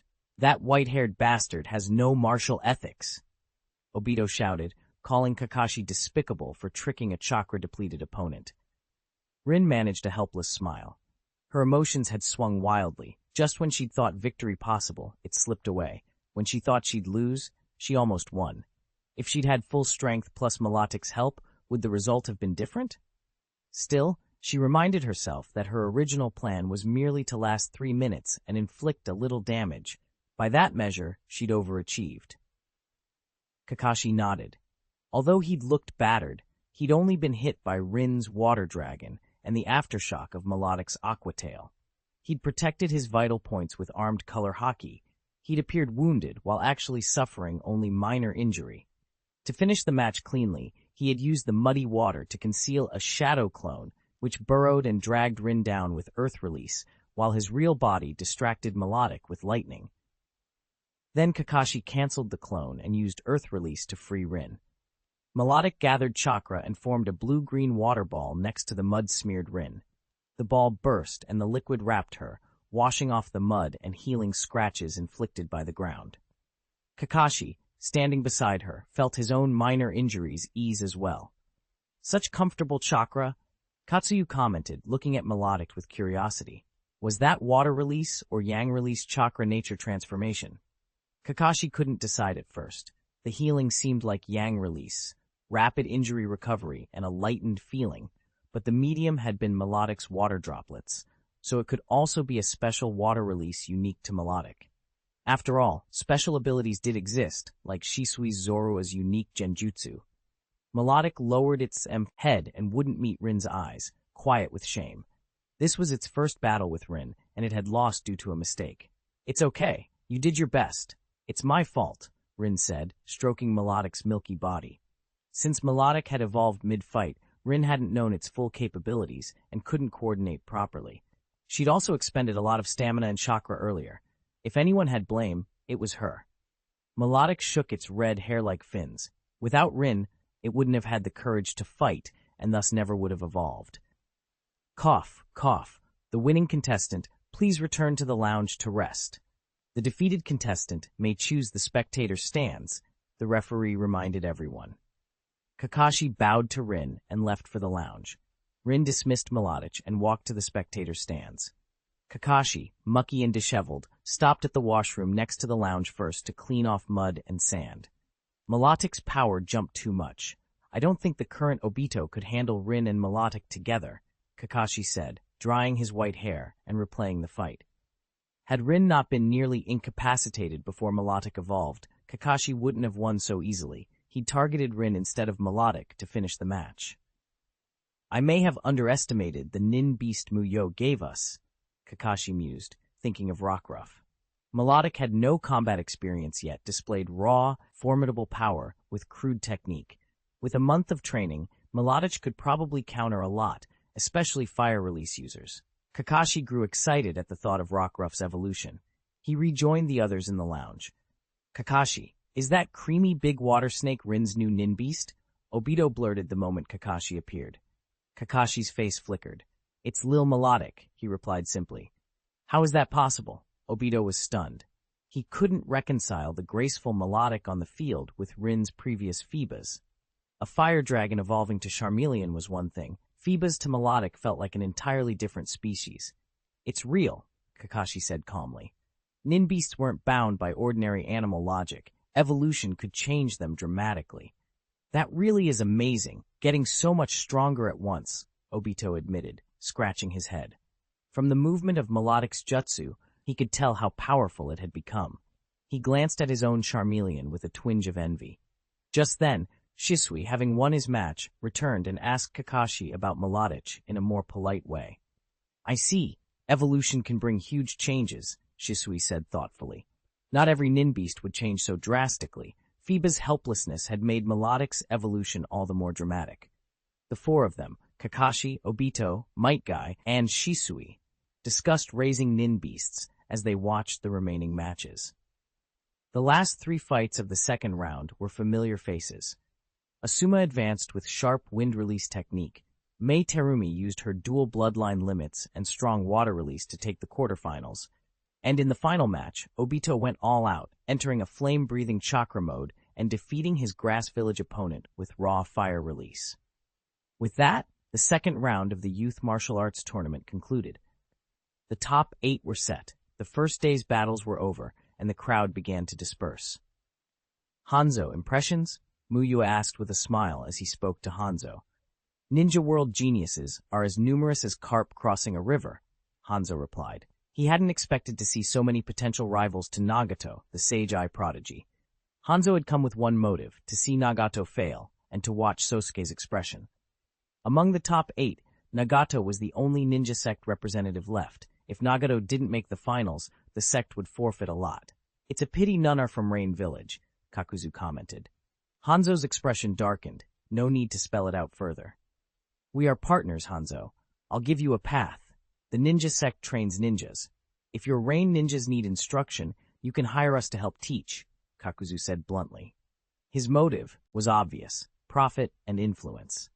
Hanzo, wary of letting the sect place agents among his people, refused politely. Kakuzu expected it. Such schemes couldn't be concluded in a day. Melodic's elegant performance drew crowds to the spectator stand seeking Rin. Many people wanted to know where to get a Melodic. Nobles, merchants, even ninja, because it proved to be more than a pretty face. But Melodic's egg had come from Mu Yue, and Rin hadn't asked where he'd found it. She couldn't answer their questions. Seeing the persistent interest, Rin hurried over to Mu Yue, annoyed. Her nin beast came from a chance find of mine. If you're determined, you can look, but I don't recommend it. I've already checked, Mu Yue said coolly, giving a remote location to shut them down. With Yang Mu Yue himself brushing them off, no one pressed further. Miss Rin Nohara, I'm very interested. I'll offer 50 million ryo for it, the Lord Daimyo of Fire Country declared, revealing his wealth. The Rain Country Daimyo fell silent. No, Rin replied firmly. Lil Melodic is important to me. It isn't for sale. She had never cared much for money and wouldn't trade her companion. Besides, she considered their relationship equal. Sale was out of the question. 90 million ryo? The Lord Daimyo tried upping the price, but Rin remained unmoved.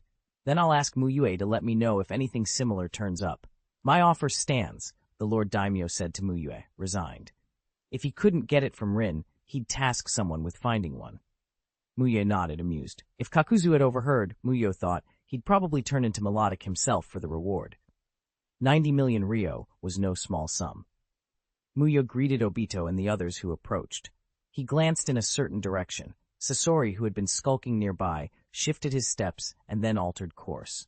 When Sasori turned, his brow tightened. Ryang Mu Yue is here.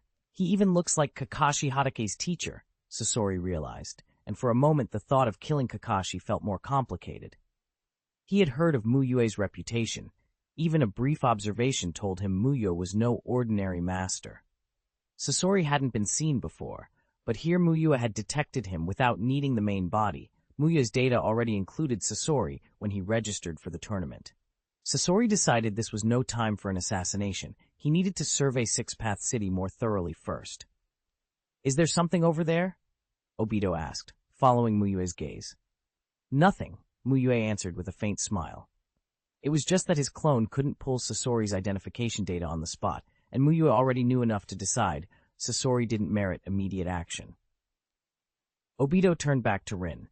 Your last battle was spectacular. You almost won, even like that. It was Lil Melodic who did most of the work, Rin admitted modestly. But it's your nin beast. Its strength is your strength, Obito said naturally, a little envious. Melodic's power and size dwarfed Charmeleon in his eyes. Rin, can you tell me how Lil Melodic evolved? Shisui asked, eager to learn from her experience. Of course, Rin Nohara readily agreed. After dinner and a short rest, Rin Nohara prepared to find an open spot to test Melodic's new abilities. If they were going to fight together, they had to understand each other's strengths first. A few of the disciples were curious. Melodic had performed brilliantly in battle and wanted to watch. They debated for a moment and decided to go together. Those who were interested would watch, and the others could train nearby. Training in a group was better than training alone. To avoid accidents, Mu Yue sent a shadow clone to follow quietly. Six Path City was still the size of a small town, surrounded mostly by wasteland, so Rin quickly found a quiet, uninhabited field. Summoning technique, she called, forming seals and slamming her hand to the ground. White smoke swirled, and a long, milky white figure materialized. Awoo! Melodic lowered her head affectionately and rubbed against Rin. Rin stroked her head back. So big, Obito breathed.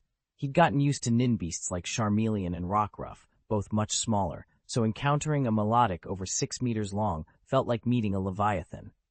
Other disciples summoned their own nin beasts.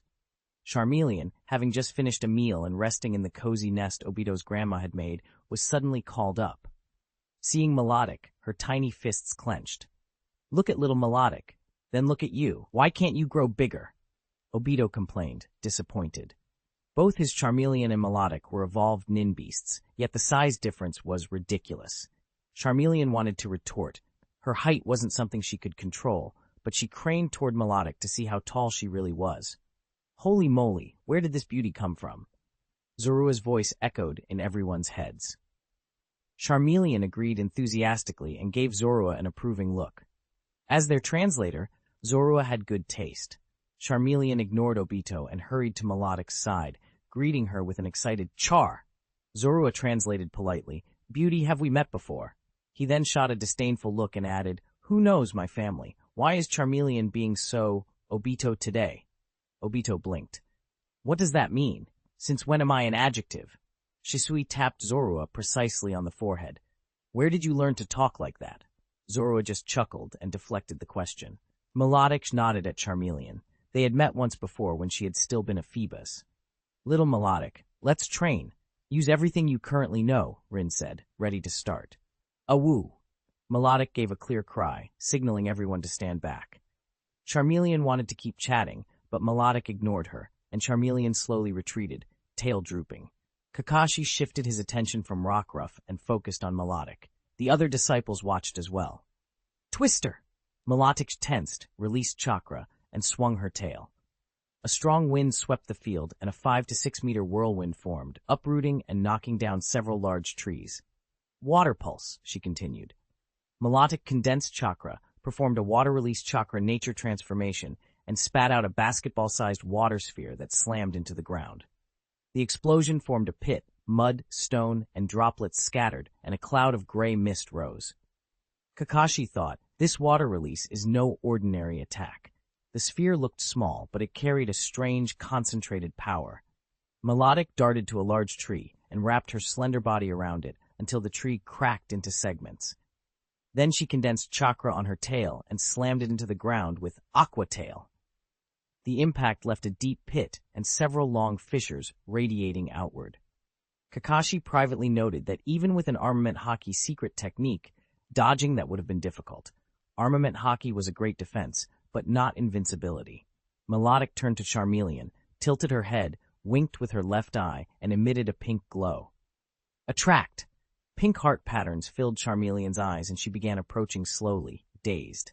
What a weird ninjutsu, Obito muttered, watching Charmeleon lose herself. Probably a genjutsu? Kakashi guessed uncertainly. Unable to bear it, Obito grabbed Charmeleon's head and shook her wildly, too embarrassed to watch his beast swoon.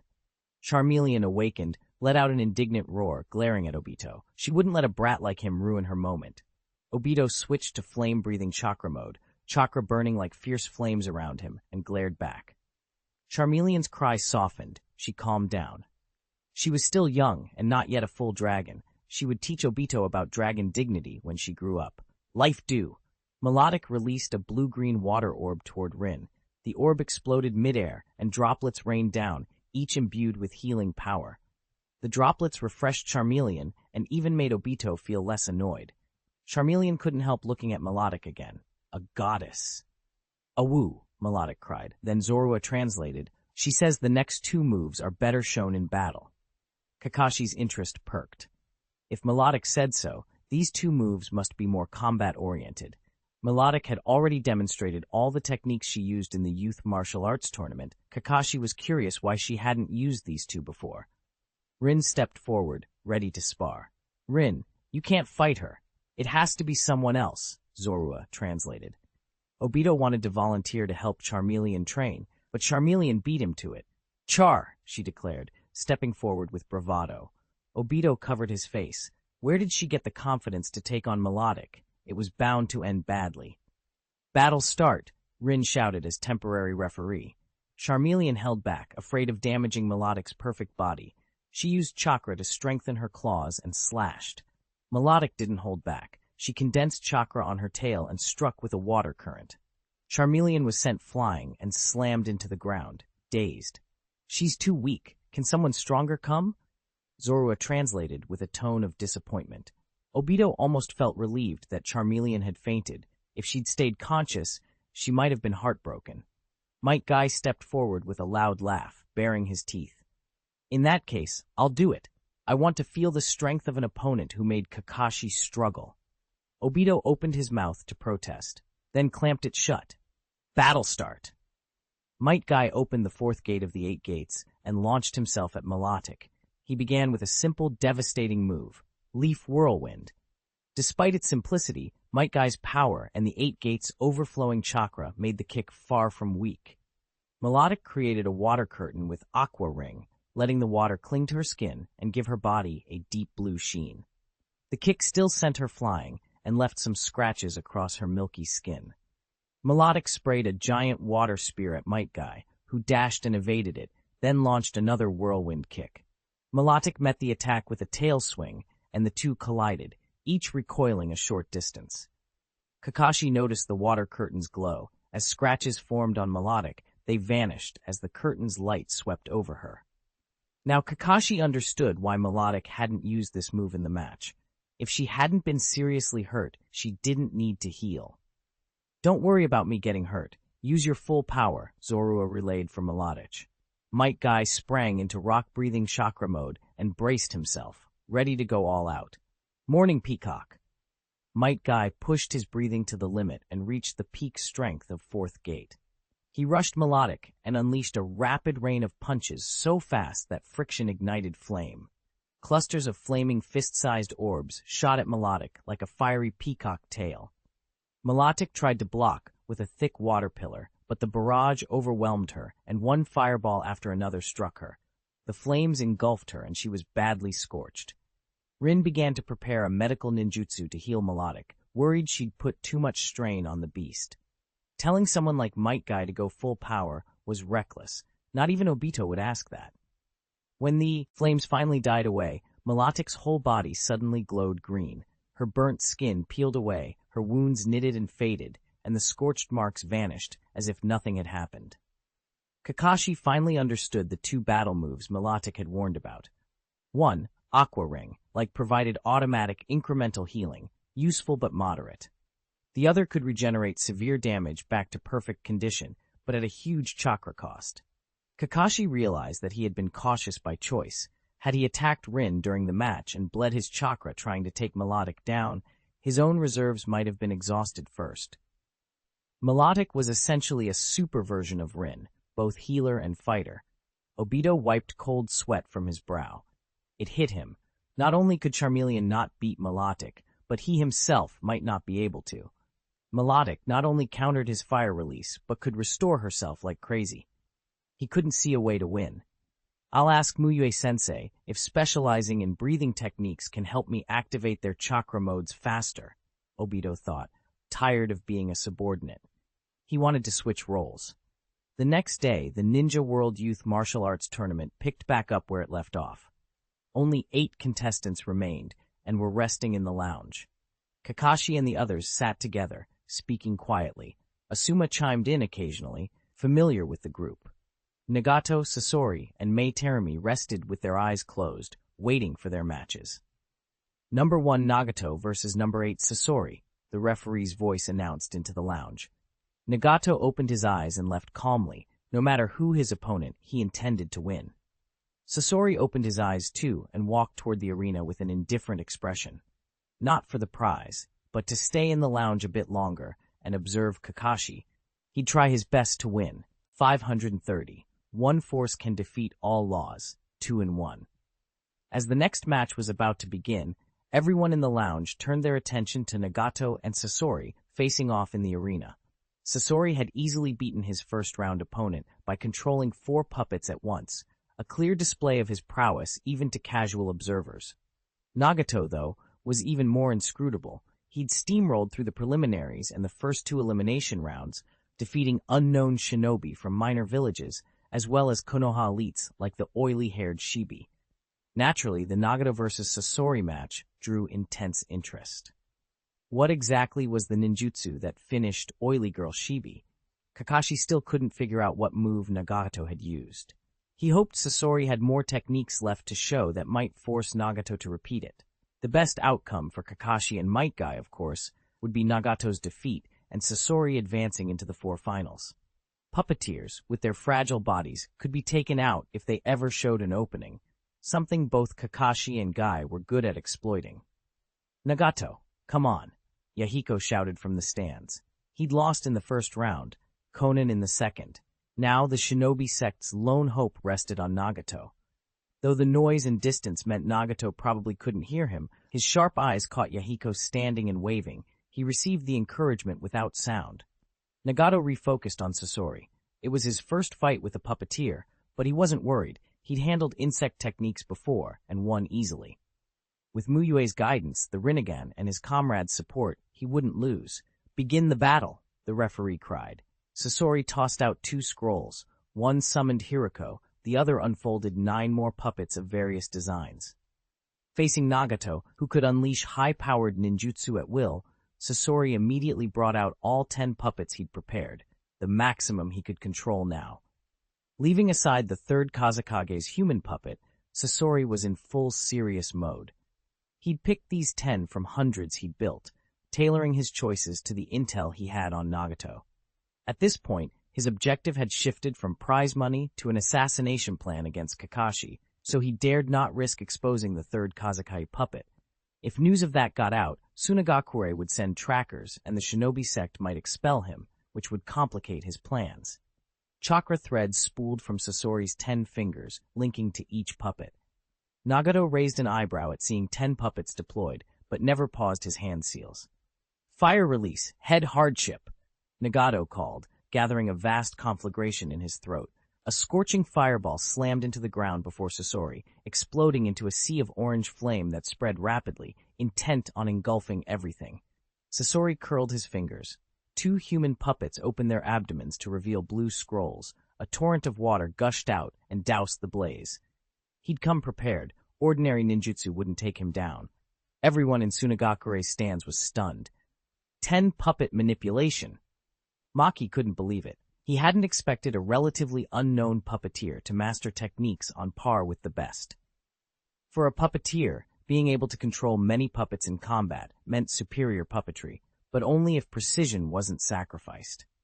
Multiplying puppets was meant to increase combat power.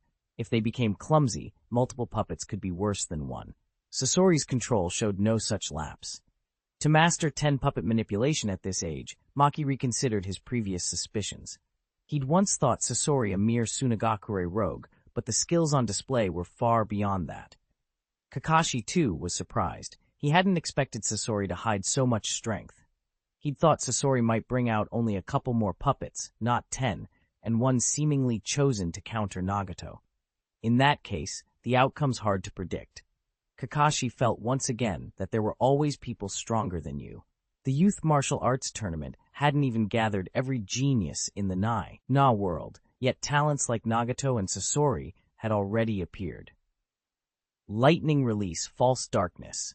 Nagato decided on a lightning technique with stronger penetration, intending to pick off a few puppets with high-efficiency single-target strikes.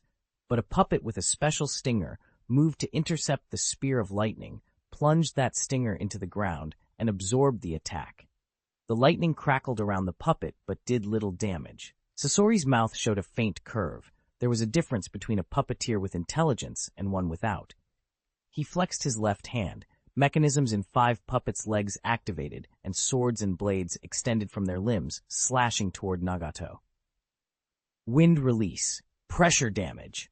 Nagato countered, releasing chakra to dodge while still forming seals. 2 of his techniques had been anticipated, but he had many more. A sphere of wind erupted, then a massive storm tore through the arena. Ground ripped apart, rocks and dust hurled into the air. Sasori had no ideal defense for that, but it wasn't unmanageable. Sasori moved all 10 fingers. Chakra erupted as a defensive puppet moved in front of his main body, while the others evaded and formed an encirclement around Nagato. Hanzo watched with pleasure as Nagato momentarily fell into a disadvantage. He'd pinned his hopes on Metkai defeating Nagato, and hadn't expected Sasori to conceal such depth of power. Hanzo glanced at Mu Yue. The teacher's expression remained calm, as if it weren't the Shinobi sect at a disadvantage, but Sasori himself. Hanzo's face hardened. "This young puppeteer is extraordinary," Kakuzu observed. "Even among the top talents, he's rare." Poisoned needles, barbs, and projectiles flew at Nagato, but were blocked by an earth wall he summoned. Sasori controlled his puppets relentlessly. Each moved like an elite squad, attacking from every direction. "Puppetry looks very impressive," Obito murmured, realizing how dangerous a skilled puppeteer could be. A strong puppeteer could effectively make an opponent fight 10 different fighters. Nagato changed his plan. He'd wanted to save Shinra Tensei for the later rounds, but Sasori's swarm had become too troublesome.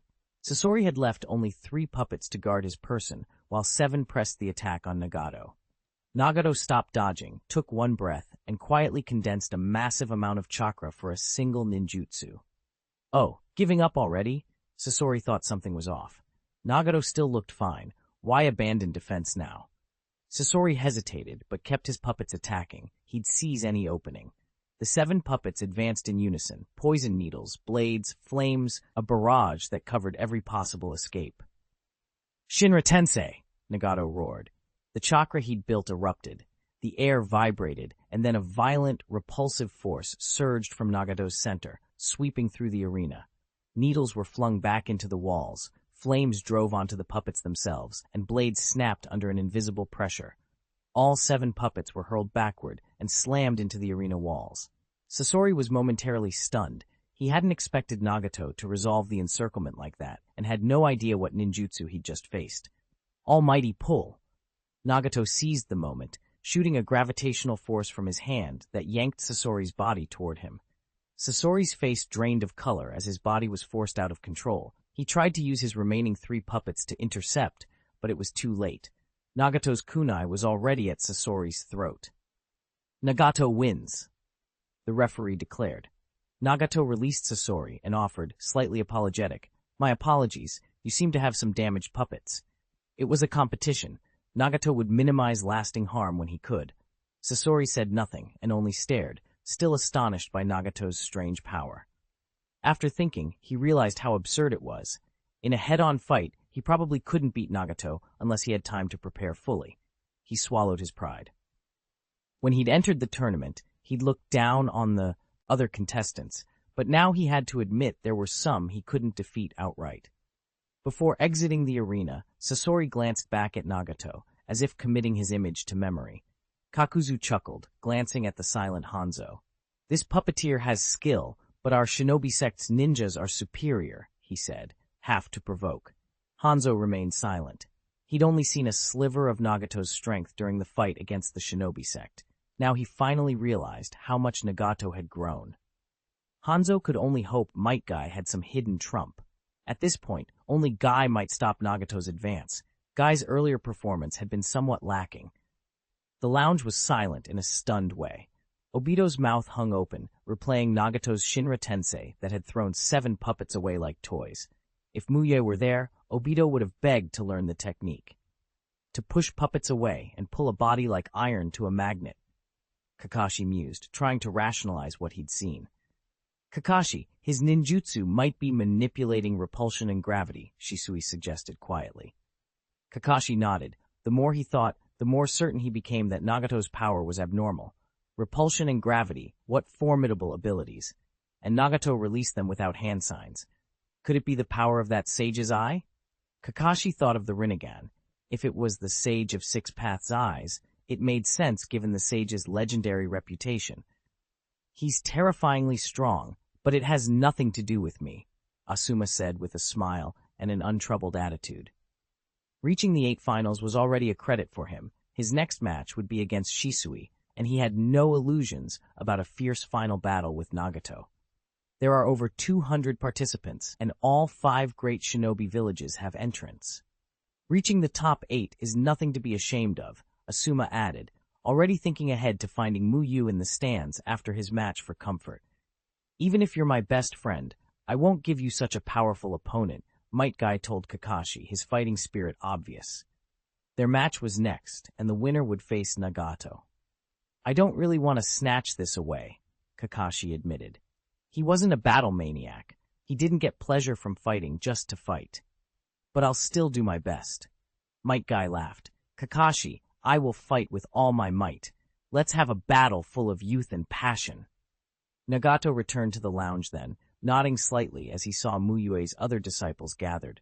There was a hint of regret in him. He, too, was Mu Yue's student, but he could never openly acknowledge the rest. If Mu Yue's identity were revealed, it could affect not just the Land of Rain, but the entire ninja world. Some might claim Mu Yue sought to overthrow the Rain daimyo. Others might suspect Konoha was trying to expand influence. For the greater good, Nagato restrained his curiosity and kept a distant manner. Number 11, Might Guy versus number 15, Kakashi Hatake, the referee announced. Might Guy and Kakashi exchanged looks and walked to the arena side by side. Obito shouted encouragement to Guy, hoping he'd go all out and turn into the Taijutsu whirlwind he was known to be. Mei Terumi, meanwhile, had stopped watching the tournament to focus on her upcoming match, Obito. She'd drawn a favorable lot. Obito was weak to her water release, yet their past encounters left her unsure. She used the time to study Obito's weaknesses. Hanzo, watching from the platform, asked, "Might Guy, do you still have unrevealed strength?" He no longer traded barbs with Kakuzu and fixed his gaze on the arena. Might Guy looked around, then shook his head in disappointment. What a pity. If only father were here. He'd have been proud. Kakashi felt a twinge of loneliness at that remark. His parents were gone, he'd lost Maito Dai, but he had Mu Yue and friends who mattered. "You can go back and tell him about it later," Kakashi offered, steadying himself. "Ha, as expected of my best friend," Guy replied, giving Kakashi a thumbs up. They fell into focused silence, preparing. Start. Might Guy roared and opened the first 5 of the 8 gates, the gate of opening through the gate of limit. Chakra surged wildly through him, causing a palpable ripple in the air. Against his rival, even during the initial probes, Guy refused to be careless. Kakashi didn't waste time either. He concentrated his breathing and entered a heightened state, the transparent world. Guy's repeated victories in internal matches had shown everyone the brutal simplicity of his power.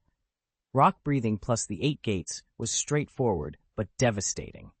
Typically, Guy began with whirlwind kicks, probing and building confidence before unleashing techniques like Noon Tiger or Golden Skyline. That repetitive pattern was effective because it was simply strong. This time, Guy didn't charge headlong. He condensed massive chakra in his palms and launched several translucent energy chops toward Kakashi. Kakashi, seeing through the transparent world and reading Guy's muscles, predicted the attack and only flicked his body aside, avoiding wasteful chakra for the body flicker technique. The energy blasts cratered the ground behind him. Kakashi then ran and threw shuriken.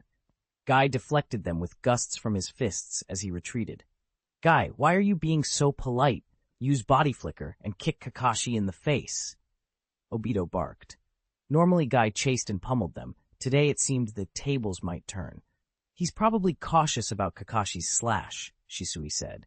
Kakashi had trained a weapon-based lightning blade, and Guy knew to avoid a head-on clash where Kakashi could exploit a weapon's edge against flesh. Guy's appearance rough and blunt, but in combat he was calculating, not reckless. After some dodging, Guy laughed and pushed his breathing further, entering the rock-breathing chakra mode. His body, already powerful, gained another level of enhancement. His aura swelled, wind stirred the arena's sand, and everyone felt the pressure it created. Kakashi took a deep breath and readied himself to enter lightning-breathing chakra mode at a moment's notice, bracing for whatever came next. Might Guy concentrated every ounce of strength into his arms, veins standing out like a tiger coiled to strike. Whoosh, whoosh! His fists blurred as he hammered one point in front of him so fast ordinary eyes could barely follow, the rapid blows stirring a fierce wind. Noon Tiger wasn't just wide in scope, it hit with crushing force. Might Guy could feel that even Kakashi would struggle to block it, and if he did block it, he might not have the chakra left to use one thought cut. As expected, chakra pool is a major weakness, Kakashi realized instantly on seeing Guy's plan. The strategy was simple and brutal, force Kakashi to spend chakra reacting to Noon Tiger and deny him the chance to use his signature blade technique. But Kakashi thought of another option. If any choice led to defeat, then why not gamble everything on one strike? Silently, Kakashi entered lightning-breathing chakra mode. The little earth release wall he could cast wouldn't stop Noon Tiger. Any defensive or offensive ninjutsu spent to counter it would leave him unable to perform one thought cut. So he poured every scrap of chakra he had into a single peak-level one thought cut, a bet that this one strike would shatter Noon Tiger and catch Guy off guard. If it failed, he'd fall. If it succeeded, he'd win.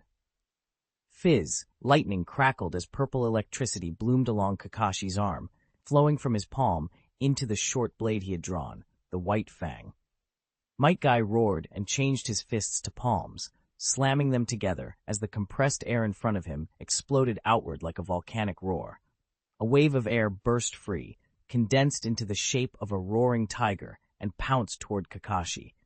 Kakashi let out a long breath. He gripped the white fang's hilt and channeled everything into it. Under lightning-breathing chakra mode, his chakra shifted into lightning release, most of it into his right arm and the blade, just a sliver to fortify his body. The sword itself grew shrouded in purple lightning, its exact form lost to the crackling light. One thought cut. When the lightning blade was unleashed, it cleaved through the air in a narrow streak of dazzling purple. The bolt met the white air tiger mid-charge.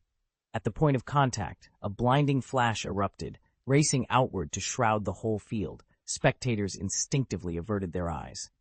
The crash that followed mixed tiger's roar and thunder. The ground trembled, fissures seemed to threaten, and dust and sand whirled into the air.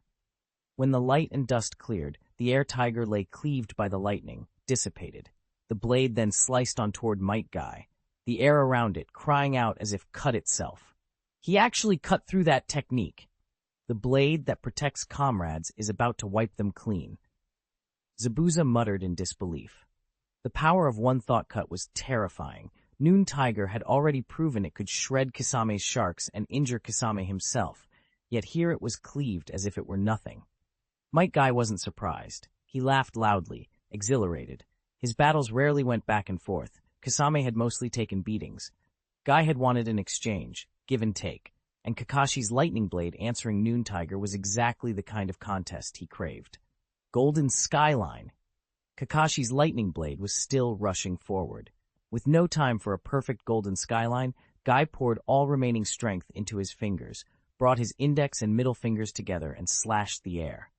A thin golden line, like sunrise cutting the dark, shot out and met the purple lightning. Another violent explosion ripped the arena. Stones shattered, dust roiled, and wind blasted through the stands. They're both top-tier geniuses, and both of Konoha, Kitsuchi said regretfully. Compared to Konoha's current crop, Iwagakure's best young shinobi looked inferior. Konoha is producing a wealth of geniuses now, he thought, nodding at the 5 contestants from Konoha in the 4 finals. Obito watched from the crowd, quietly cheering Metkai. His reasons were petty and personal. If Kakashi lost, it bought Obito a week where Kakashi wouldn't be able to refute anything he said, a small leverage in their private rivalry. Even Nagato, looking on, felt humbled. Without the Rinnegan, he wouldn't match these young prodigies who had trained themselves into such power. Hanzo's eyes stayed fixed on the center of the arena. Kakashi's one thought cut had clearly been used at great cost. Hanzo still hoped Guy would win and then challenge Nagato. That path seemed more winnable than trying to overcome Kakashi if the blade could be used again. When the dust finally cleared, 2 figures remained standing. Guy laughed heartily. His right hand trembled. His index and middle fingers were raw and split, white bone visible beneath. The golden skyline had cost him. Kakashi noticed and smiled faintly. "It's a good thing Mu Yue-sensei is here," Kakashi said. "We can ask him to treat you. It shouldn't delay the afternoon rounds." The quarterfinals had been held that morning. The 4 finals wouldn't start until 3:30 p.m. With Mu Yue's medical skill and the recovery boost from the breathing techniques, a few hours would be plenty. Kakashi, spent and standing on will alone, called out calmly, "Declare his victory. I've lost." The referee nodded and announced, "Metkai wins." The crowd erupted. It had been a fast match, no long preamble, only spectacular, high-impact techniques, but unforgettable. Guy walked toward the contestant area, exhilarated. Seeing Kakashi still rigid where he stood, he called back, "Kakashi, why aren't you leaving? The next match is about to start." "I'm waiting for you to come with me to the audience to find Teacher Mu Yue," Kakashi said coolly. Guy blinked, then waved off the Shinobi sect medics who approached. "I won't take their treatment. I'm going to find Mu Yue now," he told them, and headed for the audience. Only when Kakashi said, "I meant, come help me up," did Guy realize, and he rushed back to lift him. Number 19, Uchiha Shisui versus number 24, Asuma Sarutobi, the referee called, and the next pair stepped into the arena. "Unbelievable. Asuma made the quarterfinals," Raido Namiyashi remarked from the crowd, thinking of Asuma's earlier matches. Compared to several of the other heavy hitters, Asuma pulled down the average a bit, but Kurenai defended him. "We should sincerely congratulate him on making this far," she said. "Already decided he'll lose before the match starts?" Raido teased back. Kurenai explained that meeting Shisui when he was only a first year had left a deep impression. Even as a youngster, he'd been overwhelmingly strong and had earned the nickname Shisui the Body Flicker. Shisui had since been promoted to Jonin and become even more frightening. Battle start. Asuma Sarutobi, wind breathing, full concentration. Asuma centered himself, enhancing his wind breathing to strengthen his wind release nature transformation. He gathered chakra in his throat to shape his technique. Vacuum sphere. Asuma exhaled several slicing wind waves at Shisui, aiming to force continuous pressure, but the waves barely nicked the edge of Shisui's robe. Shisui moved with practiced caution. "Fire release, great fireball technique," Shisui answered, shaping a massive fireball and sending it toward Asuma. Even against a former subordinate, he did not underestimate his foe. He wanted to probe, not finish immediately. "Fire release, flame bullet." Asuma tried to match nature with nature, spewing a torrent of flames to counter. In principle, like nature attacks can cancel each other, but only if they're of comparable level.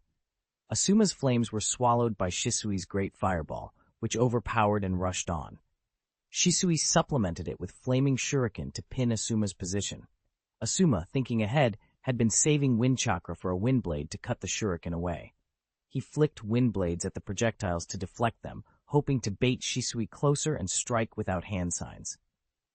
Fire release. Great fireball barrage. Shisui suddenly pushed out 3 slightly smaller great fireballs in quick succession. Asuma used wind release to speed himself out of their immediate path, but when they detonated, they blanketed the field in smoke and flame. When the fire and smoke faded, Asuma blinked and thought he saw 2 Shisui. One of them must be a clone, he thought. Many strong shinobi use advanced physical clones for combat. Ordinary clone techniques are less useful nowadays. Fire release. Fire dragon flame bullet. One Shisui then blew out a vast sea of fire that divided into 4 blazing streams and surged toward Asuma. Asuma knew Shisui was finally showing serious power. He dodged and secretly regathered chakra for a wind blade strike. But something about Shisui's expression, a hint of amusement, unnerved him. Asuma's focus wavered as another figure interfered with his movements. He lashed wind blades at what he thought was a clone, trying to clear a path. To his surprise, a layer of black substance covered the body of that Shisui and blocked the wind blades. The flames struck him. He raised a hand to shield his face and another over his groin, expecting to be burned, but he felt no pain. His hair did not ignite. His clothes did not catch. Am I immune to flames? Asuma's mind raced. No, I must be in a genjutsu. Asuma's wits remained intact. If he actually were flame immune, he wouldn't have been bested by Shisui and Obito before. The blazing attack came with something else, Shisui's kunai. Seizing the moment Asuma was dazed, Shisui used body flicker technique to appear beside him and pressed a knife to Asuma's throat. At the same instant, the figure that had been Shisui in Asuma's view shifted. Where the shinobi should have been, Asuma saw a gray-black fox, head high, chest proud, and tail curled. Uchiha Shisui wins, the referee declared. Shisui sheathed the kunai. He hadn't used a shadow clone at all under that fire cover. He'd performed a summoning jutsu. If Shisui had wanted an effortless victory, he could have taken it with genjutsu alone, but here he'd used the match to train and control the summoned fox, to test and teach it under combat conditions. 532. Use your brain to bring out the soil. Number 25, Meiterumi, versus number 30, Uchiha Obito. The referee's voice echoed through the resting room as Meiterumi and Obito stepped out toward the combat arena. Mei's thoughts raced ahead of her feet. I'm the best performing hidden mist ninja here. I can't disappoint the elders. I have to fight for the 4 finals. Only the top 4 get prizes. Even 4th place awards a chakra blade worth tens of millions of ryo. I could buy every flavor of ice cream in the ninja world with that. I absolutely cannot lose. Obito's expression was equally serious. There's still 1 punishment slot left, he reminded himself. The rules said the first 2 disciples eliminated would suffer the same punishment as losing an internal match. With Rin not participating, someone else had to go down before it would spare him extra training. For the sake of his comfortable life, he could not be one of those 2. No matter what, he had to reach the 4 finals. They met each other's gaze as they walked, and both saw the same fierce resolve, the knowledge that the other had everything to lose. From the stands, Rin Nohara watched worriedly. Meiterumi's water release is powerful. Her hidden mist technique can block the Sharingan's vision. That could counter Obito. Kakashi, sitting nearby, agreed quietly. This is the kind of battle the top 8 should have. His earlier opponents were too weak. At the stage of the top 8 fighting for the 4 finals, there were no weak ninja left. Even Asuma, by raw strength, was a decent jonin, and the others were more dangerous. Obito had gotten a lucky draw in the early rounds. His first 2 opponents had been low tier. Even in the top 8, Meiterumi ranked among the weaker fighters, but because her abilities countered Obito's, she posed a much tougher challenge than she might otherwise. Obito's nose suddenly tickled and he sneezed. He looked around, suspicious. He always felt Kakashi was bad-mouthing him behind his back. Maybe Kakashi and Rin were watching and belittling him. He cursed the white-haired bastard in his head and squared his jaw. He would have to win, and win impressively, so Kakashi would have nothing to say. Begin. Fire release. Great fireball technique. Obito opened with the classic Uchiha move.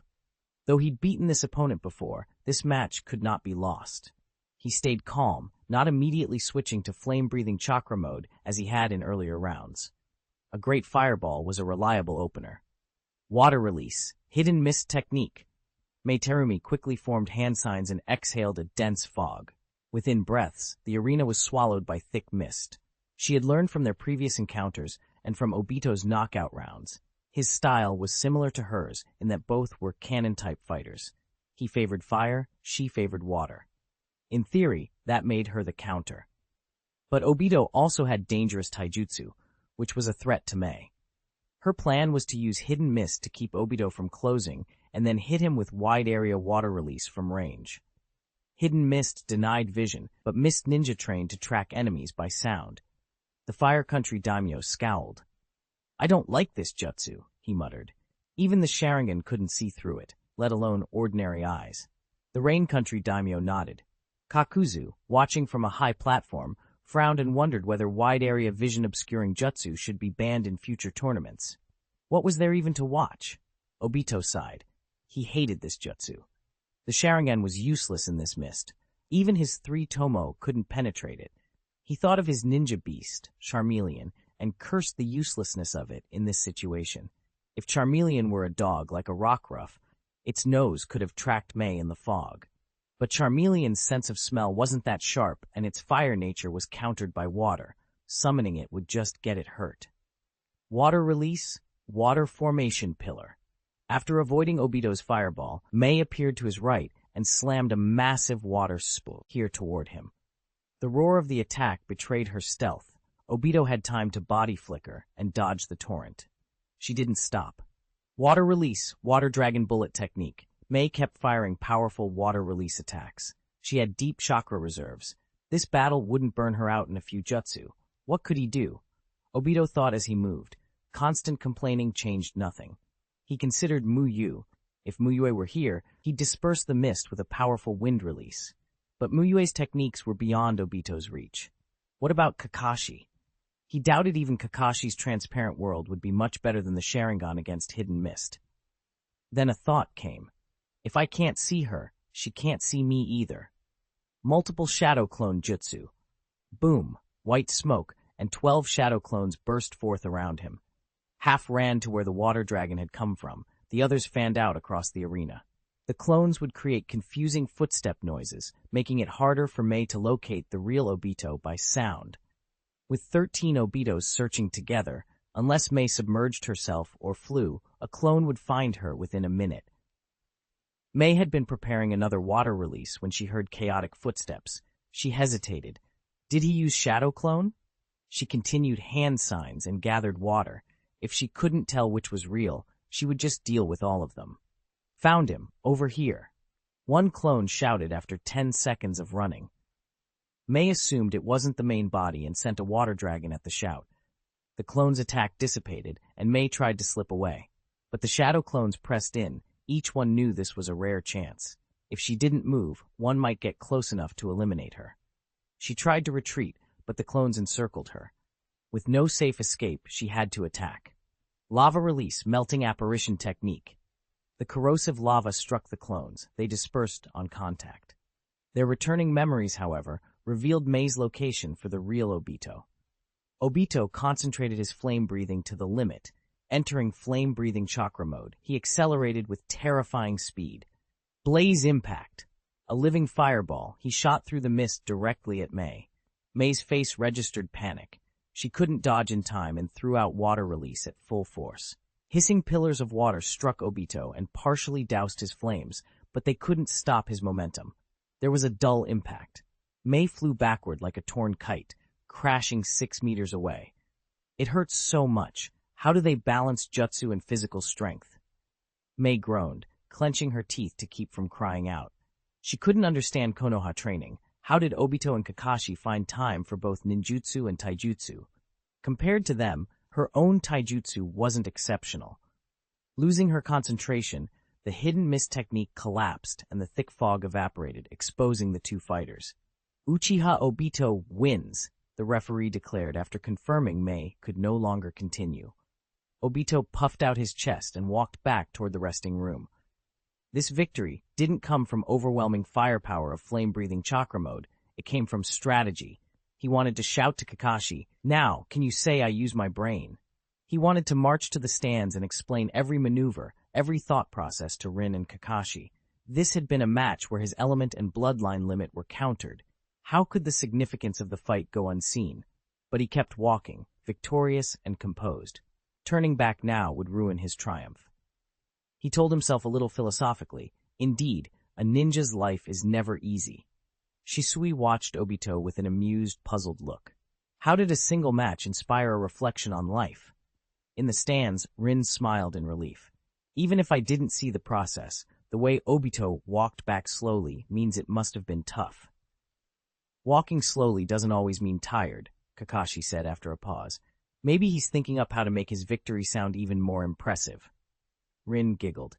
It feels like you two have a special bond. You can read so much from a back view. Don't misunderstand, Kakashi replied. Obito's just too easy to read.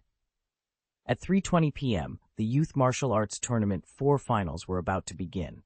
The remaining contestants waited in the resting room. It's finally about to begin, Metkai said, cracking his neck and staring at Naruto with burning spirit. At this stage, the contestants' strengths were transparent. Guy had given everything against Kakashi, and of the 4, the one who excited him most to fight was Nagato, the only one who might rival him. Earlier that day, Kakashi had gone over information about Nagato with him. Nagato's chakra was immense, letting him cast powerful techniques without restraint. His jutsu were terrifying, and his control over repulsive and attractive forces made him especially dangerous. Metkai wasn't sure he could win, but that uncertainty made the match more intriguing. Exploring the unknown was its own thrill. Obito cheered quietly for Guy in his heart. 3 of the 4 finals contestants were Mu Yue's disciples, and among them, Guy was the strongest. If Guy lost, first place might slip out of their reach. Chapter 5 and 33, Samsara I vs 8-Door Dungia. When the clock struck 3:30 p.m., the referee called out, Number 1, Nagato, versus Number 11, Metkai. Nagato and Metkai rose almost simultaneously and strode toward the arena. The moment they appeared, the crowd burst into 1,000 conversations. This Metkai shouldn't be Nagato's opponent, Maki said flatly. To her, Metkai looked doomed. After all, even a puppeteer capable of manipulating 10 puppets had fallen. Around her, the Sand Shinobi nodded in agreement. Kitsuchi pursed his lips. Nagato's ability is strange. If Metkai can counter it, he might have a chance, but otherwise he's in trouble. From Kitsuchi's perspective, Metkai was formidable, but Nagato's techniques were unusual and hard to read. Other spectators let their minds wander into gossip. No wonder Sosuke put his prized ninjutsu up as first prize. There's a genius in the Shinobi sect, one ninja muttered. Looks like the Shinobi sect never intended to hand the Fire Dragon dance to anyone else. You're jumping the gun. The Shinobi sect didn't say they wouldn't compete. It still comes down to strength. Nobody's just going to give it away, a nearby voice snapped back. At least the Shinobi sect had the guts to offer a top-tier jutsu as a prize. You don't see other forces do that. The other ninja was silenced, and the murmurs continued. None of it affected the 2 combatants. After the referee confirmed both were ready, he shouted, Begin! 8 gates. Gate of limit, open. At the referee's words, Metkai ripped open 5 gates. His chakra flared and his aura swelled. He pushed his breathing to the limit and entered rock-breathing chakra mode. His presence rose again. To Nagato, Metkai became like a charging beast, dangerous to approach. Shadow clone technique. Nagato formed hand signs and spawned 2 shadow clones, then continued his seals to use lightning release. Lightning release, false darkness. Lightning leapt from Nagato toward the charging Guy. Guy's chakra exploded outward like a green flash as he dodged, determined to meet Nagato head-on and prevent falling into the enemy's rhythm. With 5 gates stacked onto rock-breathing chakra mode, his speed was enough that the lightning release missed even his clothing. Fire release, head hardship, 1 clone spat. Wind release, pressure damage, the other shouted. One clone hurled a high-pressure fireball, the other formed a wind sphere that turned into a storm, driving the flames outward. The ground ignited ahead of Guy, a spreading sea of fire. Unfazed, Metkai grinned and launched into a flurry of punches toward the blaze. The gusts from his strikes checked the flames directly in front, but the inferno spread along his flanks, rapidly surrounding him. He looked like a lone boat beneath towering waves, on the verge of being swallowed. Noon Tiger! As the air compressed, Guy switched his fists to palms and clapped forcefully. A roar erupted, and a shockwave condensed into a fierce tiger shape that tore through the surrounding fire. The flames scattered like terrified mice, and the tiger surged straight at Nagato. "Let's see if Guy's taijutsu can withstand Nagato's repulsive force," Kakashi said, staring at the arena. Nagato had used Shinra Tensei only once earlier in the tournament. Kakashi had little data and could only conclude it was a repulsive force. Despite this being the first match of the 4 finals, Kakashi treated it like a final. If Might Guy fell here, the others would be even less likely to succeed. Shinra Tensei. Calmly, Nagato extended his right hand and activated the Rinnegan's power. A powerful, repulsive force burst from him. The tiger halted mid-advance, unable to close the distance. The collision of the repulsive wave and the tiger's impact was horrific. The tiger shattered, and Nagato was pushed back several steps. Even this taijutsu isn't enough. If Guy has no trump card, he's done, Hanzo observed, a flicker of regret in his expression. If Might Guy had been a few years older, the outcome might be different, but now Nagato's edge seemed clear. The thought that Sosuke's disciple would win the prize tomorrow left Hanzo bitter. He wanted to see Sosuke stunned and rueful, but everything appeared to be under Shinobi sect control. No way. He waved his hand and blocked Noon Tiger. Obito was stunned. He'd been banking on Might Guy taking first and them swapping prizes. After all, Guy couldn't learn fire release. Now Nagato looked far likelier to win. Noon Tiger is nothing. Guy hasn't even used Golden Skyline yet, Obito told himself. If Guy unleashed Golden Skyline, everything would change. Historically, once Guy used Golden Skyline, only Kakashi's thoughtless blade had truly countered him, and even then, Kakashi rendered himself incapacitated afterward while Guy was still raging with power. Might Guy exhaled. As expected of the enemy my best friend warned me about, he blocks Noon Tiger so easily. His strongest move beyond Noon Tiger was Golden Skyline. Every other taijutsu might be useless. It might not even work against Nagato, but fear did not touch him. This is the chance to make youth burn even brighter, Guy laughed. Challenges excited him. Nagato's power only fanned his blood further. With Shinra Tensei on cooldown, Nagato fell back behind his shadow clones. Even a 5-second cooldown posed a threat given Guy's speed, and Nagato remembered Mu Yue's advice. Unless necessary, don't reveal the exact timing of Shinra Tensei's release. Don't use it immediately after cooldown, or the opponent will learn its rhythm. Noon Leopard, Guy roared and poured everything into his legs. The chakra-pumped 8 gates amplified his Soru technique to the limits his body could handle. He launched like a hunting leopard. Noon Leopard was a taijutsu Guy had refined over years. Now its burst and acceleration were unmatched, though it left his legs fatigued and could be used at most twice in 5 minutes. Nagato's Rinnegan and keen sensory skills meant he could still perceive Guy's movements. He calculated the timing and realized Shinra Tensei would be ready in about 2 seconds. He made a quick decision. His main body would create distance with a body flicker, and the 2 shadow clones would intercept with ninjutsu. There was a slight margin before Shinra Tensei's cooldown finished, but Nagato knew he couldn't decisively beat Guy in one clash. Might Guy had stood up to Iwagakure's explosion release. Instead, Nagato decided to wear Guy down and feed him false information. Bang! Bang! Guy bulldozed through the clones' ninjutsu and dispelled them. Shinra Tensei! Nagato silently counted to 10 and then unleashed the repulsive force at full strength. A tremendous pushing wave struck Guy, hurling him backward into the arena wall. As Nagato had anticipated, Might Guy sprang up as if nothing had happened, pressing the attack. Nagato briefly shelled Guy with 5-element ninjutsu before releasing Shinra Tensei again at the 10-second mark. After weathering 4 consecutive Shinra Tensei shocks, Guy had gathered crucial information. If Shinra Tensei could be used continuously, he'd likely be badly injured already. Nagato's pauses suggested limitations.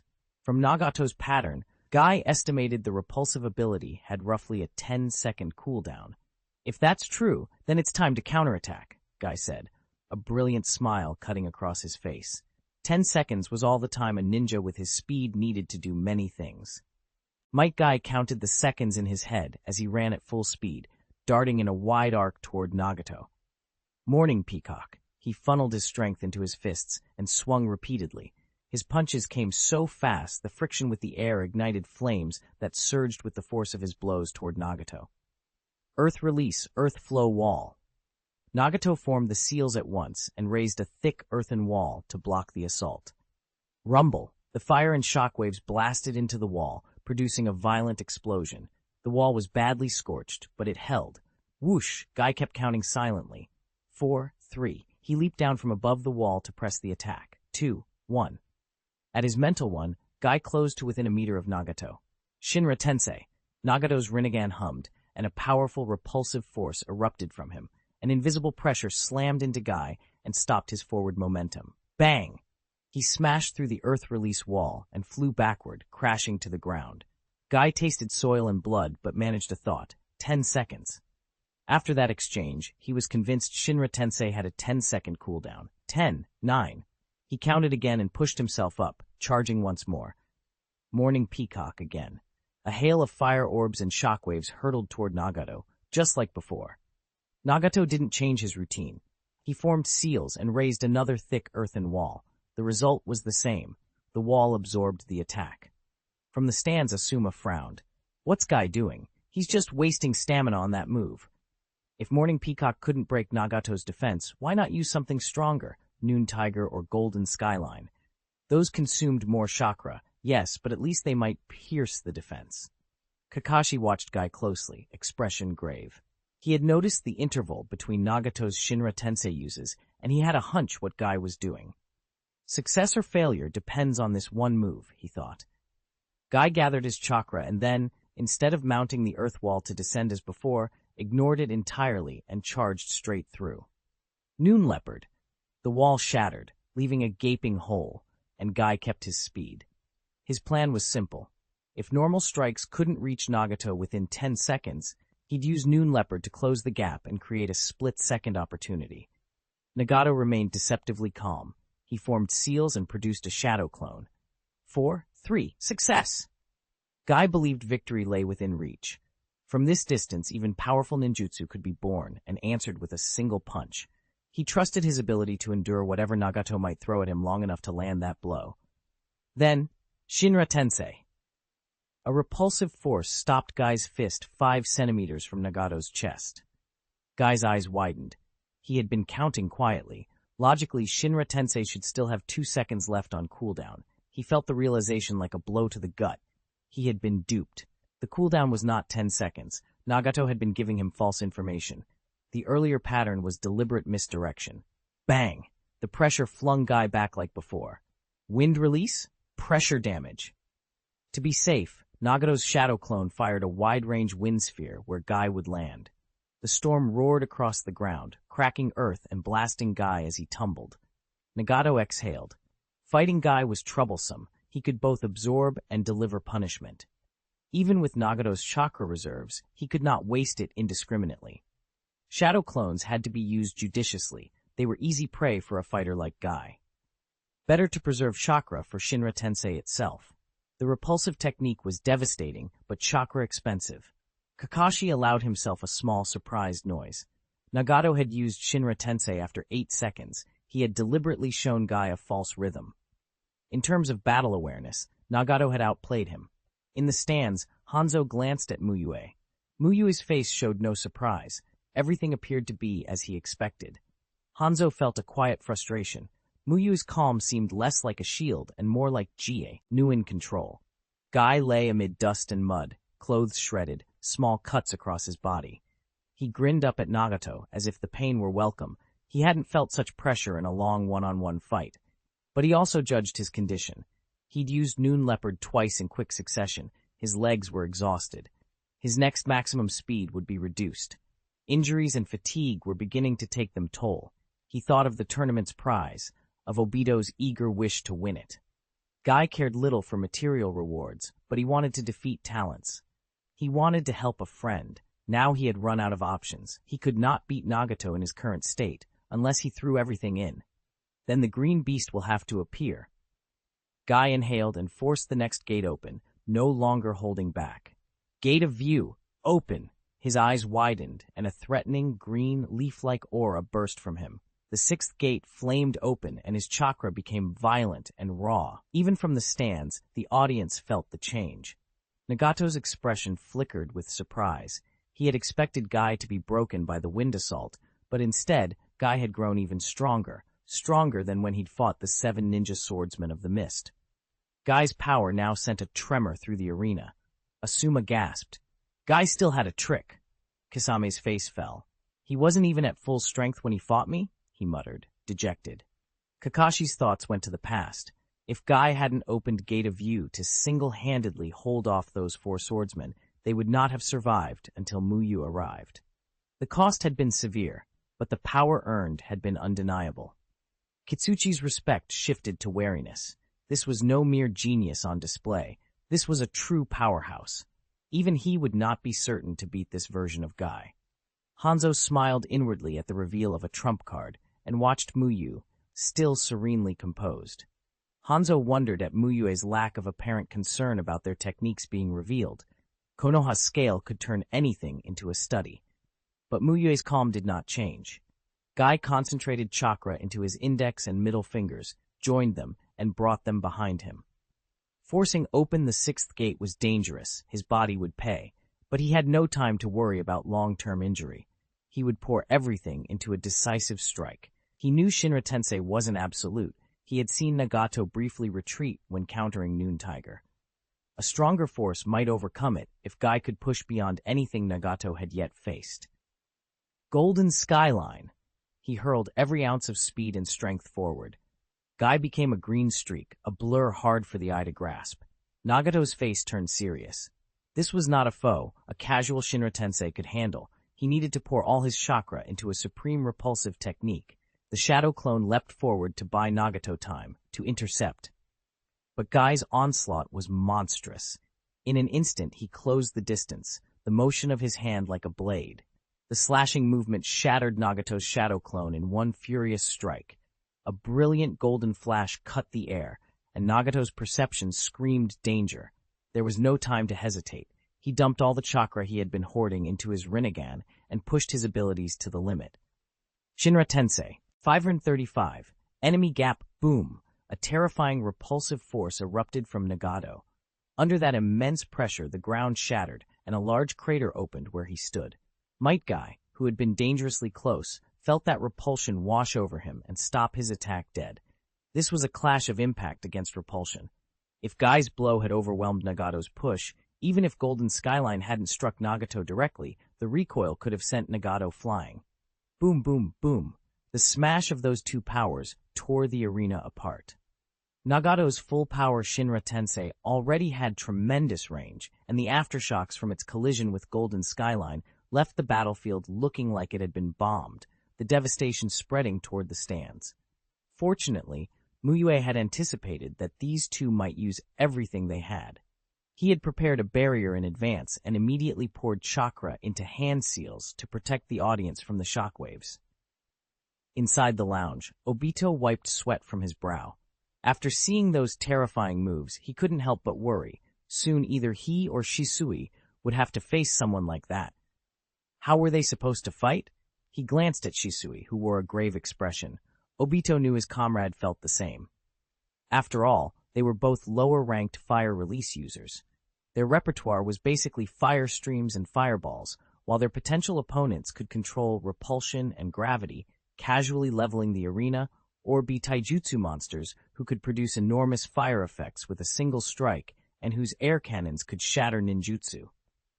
Guy, you have to win! Obito cheered. No matter how hellish the finals would be for the winner, Guy was a friend and fellow disciple. Obito's support was unconditional. Bang! Guy couldn't withstand the full force of Shinra Tensei. He was thrown backward at high speed, slamming into the arena edge. Obito covered his mouth and, suddenly thinking of Kakashi, muttered, "It must have been Kakashi who said Guy would win." Nagato panted heavily, sweat streaming down his pale face. The last attack had cost him a huge amount of chakra. He felt drained, as if he'd been driven to the brink. He was grateful he had followed Mu Yue's advice and paced himself. Had he gone all out earlier, the outcome might have been very different. Might Guy lay amid scattered rocks and debris. He tried to stand but failed.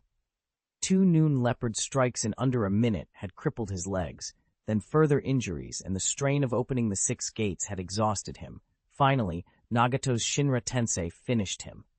No matter how iron his will, his legs wouldn't hold. Leaf Handblade. Guy refused to quit, using his less injured left hand to unleash a slice of compressed air at Nagato. Nagato, though weary, was in better shape and easily sidestepped the blast with room to spare.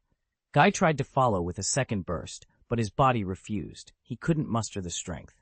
Nagato wins! The referee declared once it was clear Guy could no longer continue. Tournament Shinobi rushed in to carry Guy away, and Mu Yue's team went straight to treat him. Nagato watched Guy being carried off, admiration in his eyes. Such tenacity. Despite his severe injuries, Guy had still struck. If Nagato hadn't had his sensing abilities and the Rinnegan, he might have let his guard down and been hit. Number 19, Uchiha Shisui versus number 30 Uchiha Obito, the referee called next. Shisui and Obito stood and walked onto the battered battleground together. Obito's eyelids twitched as he looked out over what should have been a fight arena, but was now a ruin. During the lunch break, officials had repaired it, but Nagato and Guy had reduced it to wreckage in 1 minute. Even reaching the finals is something to be proud of, Obito thought.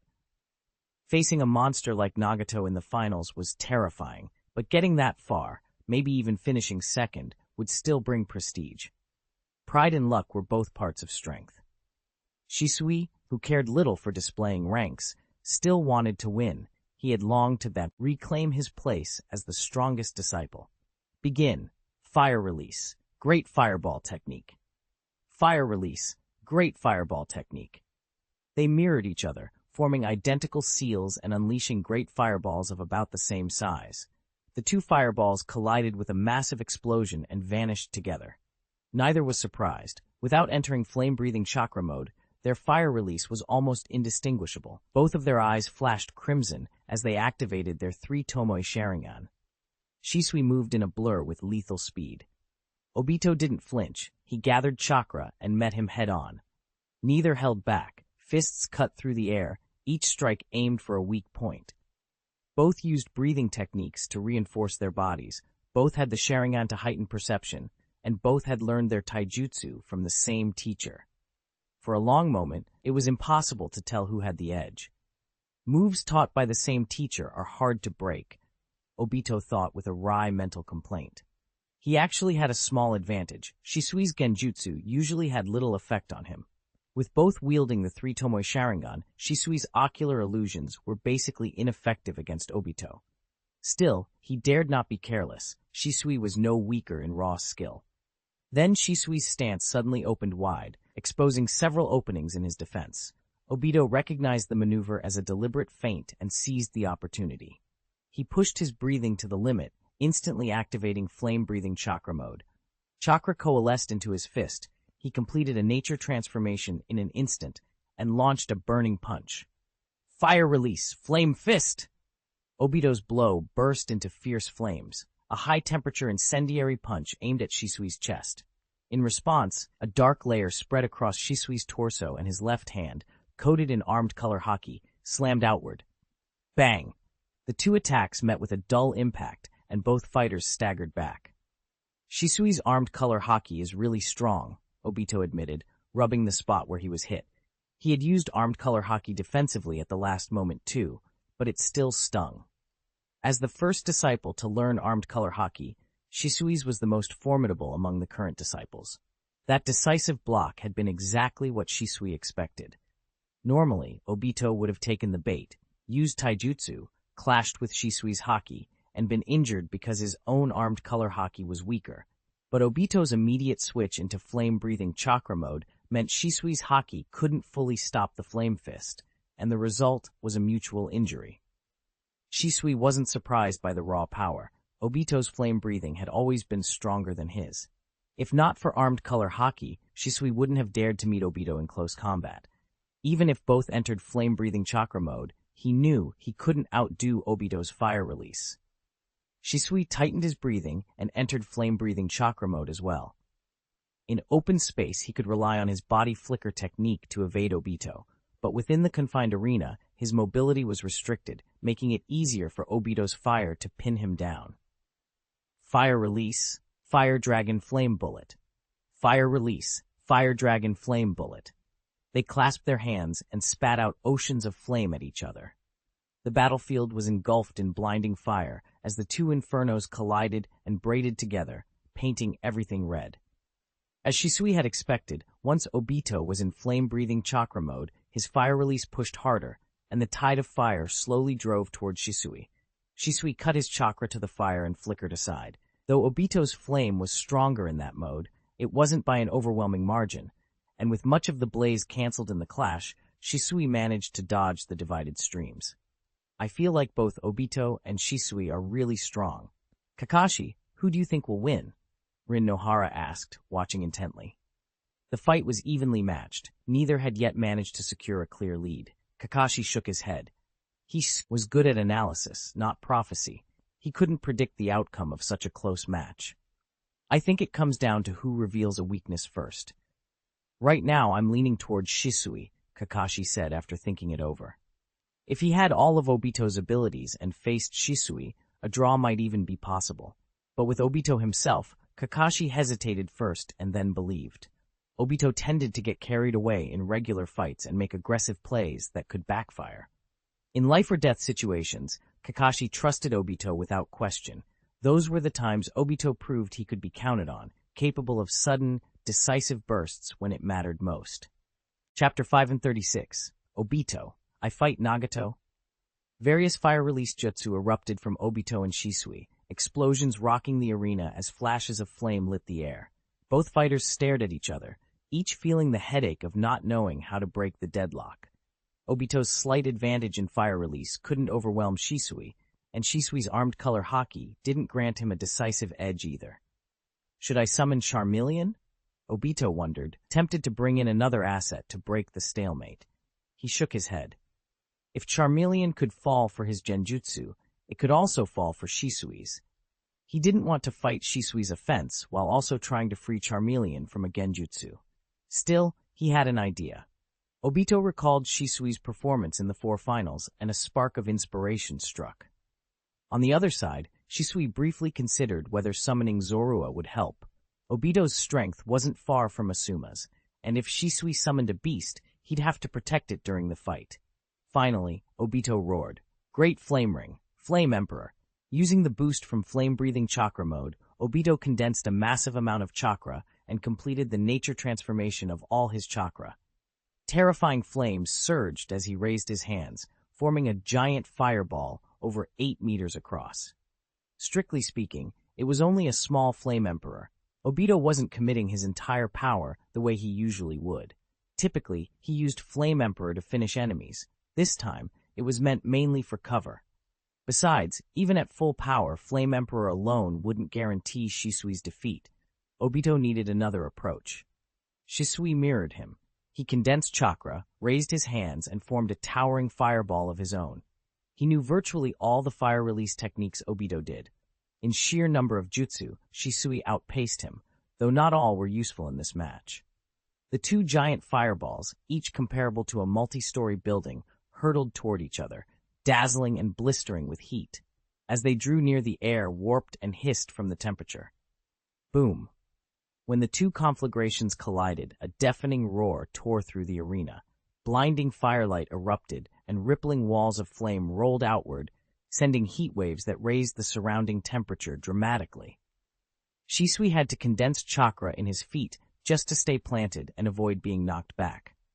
The searing flames denied him a clear view of Obito, so he couldn't launch an immediate follow-up. Shisui thought for a moment and decided against summoning Zorua.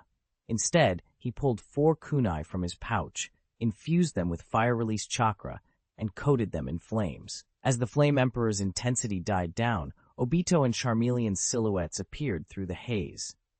Shisui launched the 4 burning kunai, 3 at Obito from different angles and 1 at Charmeleon. At the same time, he cast genjutsu on Charmeleon, so the creature froze the instant it took a step. Introducing a summoned beast could have tilted things, but Charmeleon and Zorua weren't as durable as a melodic. A single fire release, Great Fireball technique, could incapacitate them, and summoning consumed chakra. It was a risky line. Fire release, Great Fireball technique. Obito fired back, blasting away the incoming flaming kunai to protect both himself and Charmeleon. But Shisui pressed the advantage without pause. He launched a continuous offensive, forcing Obito, who was trying to guard Charmeleon and dispel the genjutsu, into a frantic defense. Under that pressure, Obito's defense cracked, and Shisui landed a strike infused with armed color haki. Even with the flame lacing Obito's body from flame-breathing chakra mode, he couldn't injure Shisui through the haki. Just as Shisui was ready to capitalize, Charmeleon, still under genjutsu, suddenly moved and spun in with a vicious kick. Damn it! Shisui understood at once, but it was too late. The Charmeleon he'd frozen was actually Obito's shadow clone transformed into the beast. It had closed the gap instantly. Shisui only had time to muster a thin layer of armed color haki.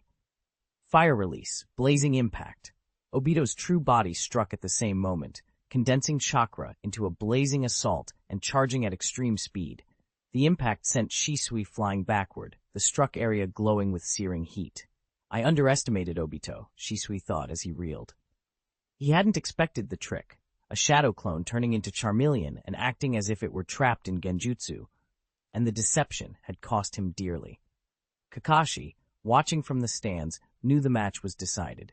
When 2 opponents were so evenly matched, one mistake like that was often fatal. The contest was no longer about raw chakra reserves, it was about current condition and timing. As time ticked away, Shisui fell behind further and finally collapsed first. Obito panted heavily, unable to maintain the controlled breathing he'd used earlier. Seeing Shisui drop, he felt exhausted enough to slump too, but the thought of Rin watching kept him upright. He kept his face composed, so his victory looked effortless. 4 finals. That counts as completing the mission, he thought. Shisui, despite losing, remained in reasonably good spirits. His goal hadn't been the prize so much as securing a better finish for Konoha in the youth martial arts tournament as an Uchiha. Some villages treated the tournament lightly, but its popularity in Konoha and the Land of Fire was undeniable. With 2 Uchiha in the 4 finals, their clan had cause for pride. It strengthened their standing and identity within the village. Uchiha Obito wins, the referee announced, closing the 4 finals and leaving only the final match. As the most important bout, the final couldn't be squeezed into a few hours of rest. Obito and Nagato would have over a day to recover. With today's events done, Obito didn't head to the lounge. He walked toward the stands to leave with Kakashi and the others. Rin and Kakashi had stayed behind, expecting him. Hey Kakashi, you congratulating me for making the finals? Obito couldn't help showing off. If he didn't flaunt his success now, when would he? Kakashi said nothing. He simply produced a photograph and handed it to Obito. A silent rebuke Obito could read perfectly well, given his punishment. If you hadn't run into Metkai, you wouldn't have stopped at the 4 finals, Obito added, scanning the crowded arena as if to humble himself. Speaking of Metkai, I wonder how he's holding up. Let's go visit him, Rin suggested. Kakashi and Obito agreed, and the 3 went to the Shinobi sect hospital to Metkai's ward. Mu Yue had just finished treating him. Obito, I'm sorry. I'm still not strong enough, Metkai said sheepishly, scratching his head. I couldn't beat Nagato, so I couldn't get you that fire release. What happened in the second battle? If you advanced, the next round would be on you. Metkai added with a thumbs up for encouragement. Obito blinked. He hadn't expected Metkai to remember that casual remark. Thinking of Guy forcing open the 6 gates during the fight, Obito's heart swelled with emotion. He remembered their training together, the way Guy had thrown himself into the fray. Metkai, I'll make you proud tomorrow, Obito blurted, fists clenched. Kakashi looked surprised. To say that after seeing Nagato's full-power Shinra Tensei, after witnessing the clash between Guy's 6 gates and rock-breathing chakra mode, showed a reckless bravery. The hot-blooded vow faded a moment later. Obito shook his head and tempered it. I'll try my best. Whether I succeed or not is uncertain. Against Kakashi's present strength, he might have bragged without worry, but Nagato was on another level. Obito dared not promise more than he could reasonably attempt. Early that morning, Kakashi finished breakfast and invited Rin Nohara to train at the same field where they had tested Melodic's abilities before. He felt both he and Rockruff needed a stretch of focused, specialized training. Kakashi was in a strange place right now, stronger than Obito and Shisui, yet still a long way from Metkai. Chakra reserves couldn't be increased overnight, but he could refine his technique to conserve it, making every unit of chakra count. And Rockruff, Kakashi had a hunch that with a bit more targeted training, it might finally evolve. After all, Feebuzz and the fire drake that hatched later had already evolved. Why shouldn't Rockruff be next? "I'm coming too," Obito blurted without hesitation. Kakashi and Rin alone training together? No way he was going to be comfortable with that. What if Kakashi used the time to show off and win Rin's favor? "You sure? You've got a match tomorrow. You worried missing this will hurt your performance?" Kakashi asked. Obito waved that aside. He wasn't stuck. He was only behind in strength. One more day of training, or even a week, wasn't going to change much. "If I lose, are you just looking for an excuse?" Kakashi said with a suspicious look. "Kakashi, you're being paranoid," Obito snapped. "The match isn't until tomorrow afternoon. If I train tonight, I'll still have half a day to rest." Kakashi shrugged, calmly as always. Obito clenched his jaw inwardly but didn't press it. He knew if it came down to a fight, he'd probably still lose to Kakashi. After breakfast, Shisui said his goodbyes. Guy's injury from opening the 6 gates hadn't been as severe this time, but he still needed over a week to recover. Since they were traveling outside Konoha, someone had to look after Guy for the first day. Shisui drew the short straw. The 4 of them waved, tidied up, and walked toward the outskirts. When they reached the training ground, all 3 of them used the 9-beast summoning technique. Rockruff bounded out, circling Kakashi eagerly, rubbing its head against him and barking. Melodic lowered its graceful head and nuzzled Rin's cheek with a soft, delighted cry. Charmeleon, who'd been half asleep, was suddenly summoned. At first, it opened its mouth as if to give Obito an energetic morning fire blast, but then it saw Melodic and all its annoyance disappeared. It hurried over and greeted Melodic with an affectionate roar. Obito scowled. "Ambition, Charmeleon? Train a bit first. Look at yourself and then look at Melodic." He'd measured Charmeleon at 1.2 meters. Melodic, coiled on the ground, easily dwarfed it by several meters. Obito couldn't fathom why Charmeleon tried to curry favor. Charmeleon bristled. Was Obito calling it a small dragon? Enraged, it erupted with chakra and charged Obito. "Leaf Great Whirlwind," Obito said, reading Charmeleon well enough to know when it would use fire. He condensed chakra in his leg and struck with a whirlwind kick, sending Charmeleon sprawling. Charmeleon recovered quickly and fired a column of flame wider than its head. Fire release. Fire Dragon Flame Bullet. It roared and advanced, but Obito concentrated his flame breathing into a massive sheet of fire, canceling out Charmeleon's flame before using Body Flicker to kick it away. "You're still green in flames," Obito said, shaking his head. Charmeleon stood tall and declared in its own proud way, then attacked until it was exhausted. Obito noticed a pattern. When provoked, Charmeleon would fight tirelessly until it completely wore itself out. If he learned to rile Charmeleon up after each rest, he could keep it training to exhaustion daily. It was brutal, but effective. Obito decided he'd take the blame. If it made Charmeleon stronger, it would be worth it. Besides, Charmeleon did remember Obito's kindness when it was newly hatched, and that tug at loyalty helped temper its rage. "Charmeleon, don't you want any females to like you?" Obito teased after one rest. The insult ignited the lizard's pride. It roared, steamed from its nostrils, and attacked until it was spent again. Kakashi, watching nearby, twitched the corner of his mouth. The whole scene was uniquely their trio. They trained until dusk, Rin stretched, smiling, and touching Melodic's cool scales. Obito admitted it had been a fulfilling day, mostly spent picking slights at Charmeleon to provoke more training. He even joked about keeping a list of Kakashi's most cutting comments for future use. Then, without warning, a wooden cylinder dropped into the clearing in front of them. Holes all along its surface spit out iron needles, glowing with a sick purple light in every direction. "Poison needles, watch out!" Kakashi shouted.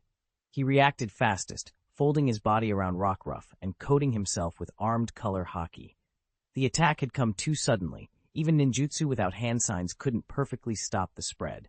Obito did the same for Charmeleon. Melodic shielded Rin, blasting a jet of water that knocked down most of the needles, but a few grazed its scales. Hidden in the shadows, Sasori watched with a sharp satisfaction. He'd followed them earlier, waiting. With Guy and Shisui away, Kakashi and the others were weaker, and their beasts had already spent energy. Now was the perfect moment. Kakashi shifted his breathing, pushed lightning breathing to the edge, and entered the transparent world. He saw Hiruko tucked behind a tree, and Sasori himself concealed inside the puppet. Sasori had been the stone crab puppeteer in the match earlier. He disguised himself during that match to hide his full power. Kakashi felt a flicker of unease. His chakra was below half. He'd been lulled by the peaceful town, and now he felt the cost of laxity. "Delicate illness extraction," Rin cried, launching medical ninjutsu to purge the poison from Melodic. Even without a full antidote, the technique could ease the toxin. "This poison isn't simple," Rin warned. Tsunade had trained her well. Sasori wasted no time. He tossed a puppet scroll and brought out a gray-robed third Kazekage puppet, connecting 10 chakra threads. Instead of controlling many puppets, Sasori concentrated on this one, because the third Kazekage could use magnet release, a bloodline-like ability that set it apart. It was a reveal that made Kakashi's jaw tighten. Kakashi threw lightning-infused kunai. Rockruff used the rocks on its neck as projectiles. Obito activated his Sharingan and unleashed a massive fire release, Great Fireball, while Charmeleon let loose a blazing pillar of its own. The attacks were all met by a dense iron sand wall conjured by the third Kazekage. So a puppet can use magnet release, Kakashi realized with a cold edge. Sasori in the match had hidden this trump card. Sasori shifted the iron sand into needles and launched a barrage. Kakashi formed earth walls, but the sand shredded them, kicking up dust. Kakashi switched deeper into lightning-breathing chakra mode and poured chakra into both hands. Purple lightning erupted. "Lightning release! Double lightning quake!" he roared, firing a dense lattice of purple electricity that cut through the incoming iron sand. Obito dove into flame-breathing chakra mode and spat a high-temperature fire dragon at the puppet. Melodic recovered slightly, then fired a concentrated stream of water. Rin shaped her chakra with water breathing and sent sharp water spears. Sasori reshaped the iron sand into an arc-shaped iron wall to block their barrage. Rockruff slipped behind via earth release and slammed Sasori, then flung stones with its rock-manipulating collar. Sasori, inside Hiruko, wasn't taken out. With the puppet's defense, he shrugged off the assault and drove Rockruff back with a sweep of iron sand, then extended the Kazekage's massive limbs for a crushing strike. Kakashi felt the pinch. If Sasori's main body had been exposed, Rockruff's hit might have been fatal. But Sasori had been hidden. His defenses were calculated. The double lightning quake had used most of Kakashi's chakra, and he couldn't afford a huge clone to flank. They had pushed their limits. The third Kazekage spun up a flurry, mechanical arms multiplying into hundreds, aiming for Kakashi. In the transparent world, Kakashi saw poisoned kunai hidden in those arms. He poured chakra into his white-fanged short sword, extending a lightning-edged blade that severed hundreds of the puppet's arms in one sweeping flash. He breathed a brief sigh. Flash didn't cost huge chakra, but he had no reserves for anything heavier. Sasori only flicked his fingers in reply. Severed arms fell, but the Kazekage manifested a giant blade on its other side and struck Kakashi. Hiruko opened wide and spat poison needles at Rin, who was forming healing seals. Rin sustained a flowing water wall with water breathing, barely stopping the onslaught. Obito threw himself into the gap, helping Kakashi with a fire punch that the iron sand blocked. Charmeleon and Rockruff pushed forward but were nearly cut down by new poisoned projectiles. Sasori, reading their bond, sent a prismatic iron sand tricone at Rockruff. Rockruff dodged, then the projectile curved. Seeing it, Kakashi unleashed his last stored lightning and cut the forging iron sand mid-flight. Sasori had been waiting for that moment. Sliding close as Kakashi's defenses flickered, he lashed out with Hiruko's tail stinger. For the first time in days, a wild laugh, raw and dying with grief, escaped him. He'd been driven by a single bitter thought: revenge. He told himself he'd once been warm and loved. Those memories had curdled into a cold resolve. Kakashi had already exited lightning breathing mode and was short on chakra, but his transparent world kept him a step ahead. He raised the white fang and blocked the stab. Hiruko's stinger would have been fatal had its poisoned needles remained, but Sasori had exhausted many of them earlier. Still, Hiruko swung a heavy arm and knocked Kakashi back. He crashed through 2 trees before Rin caught him.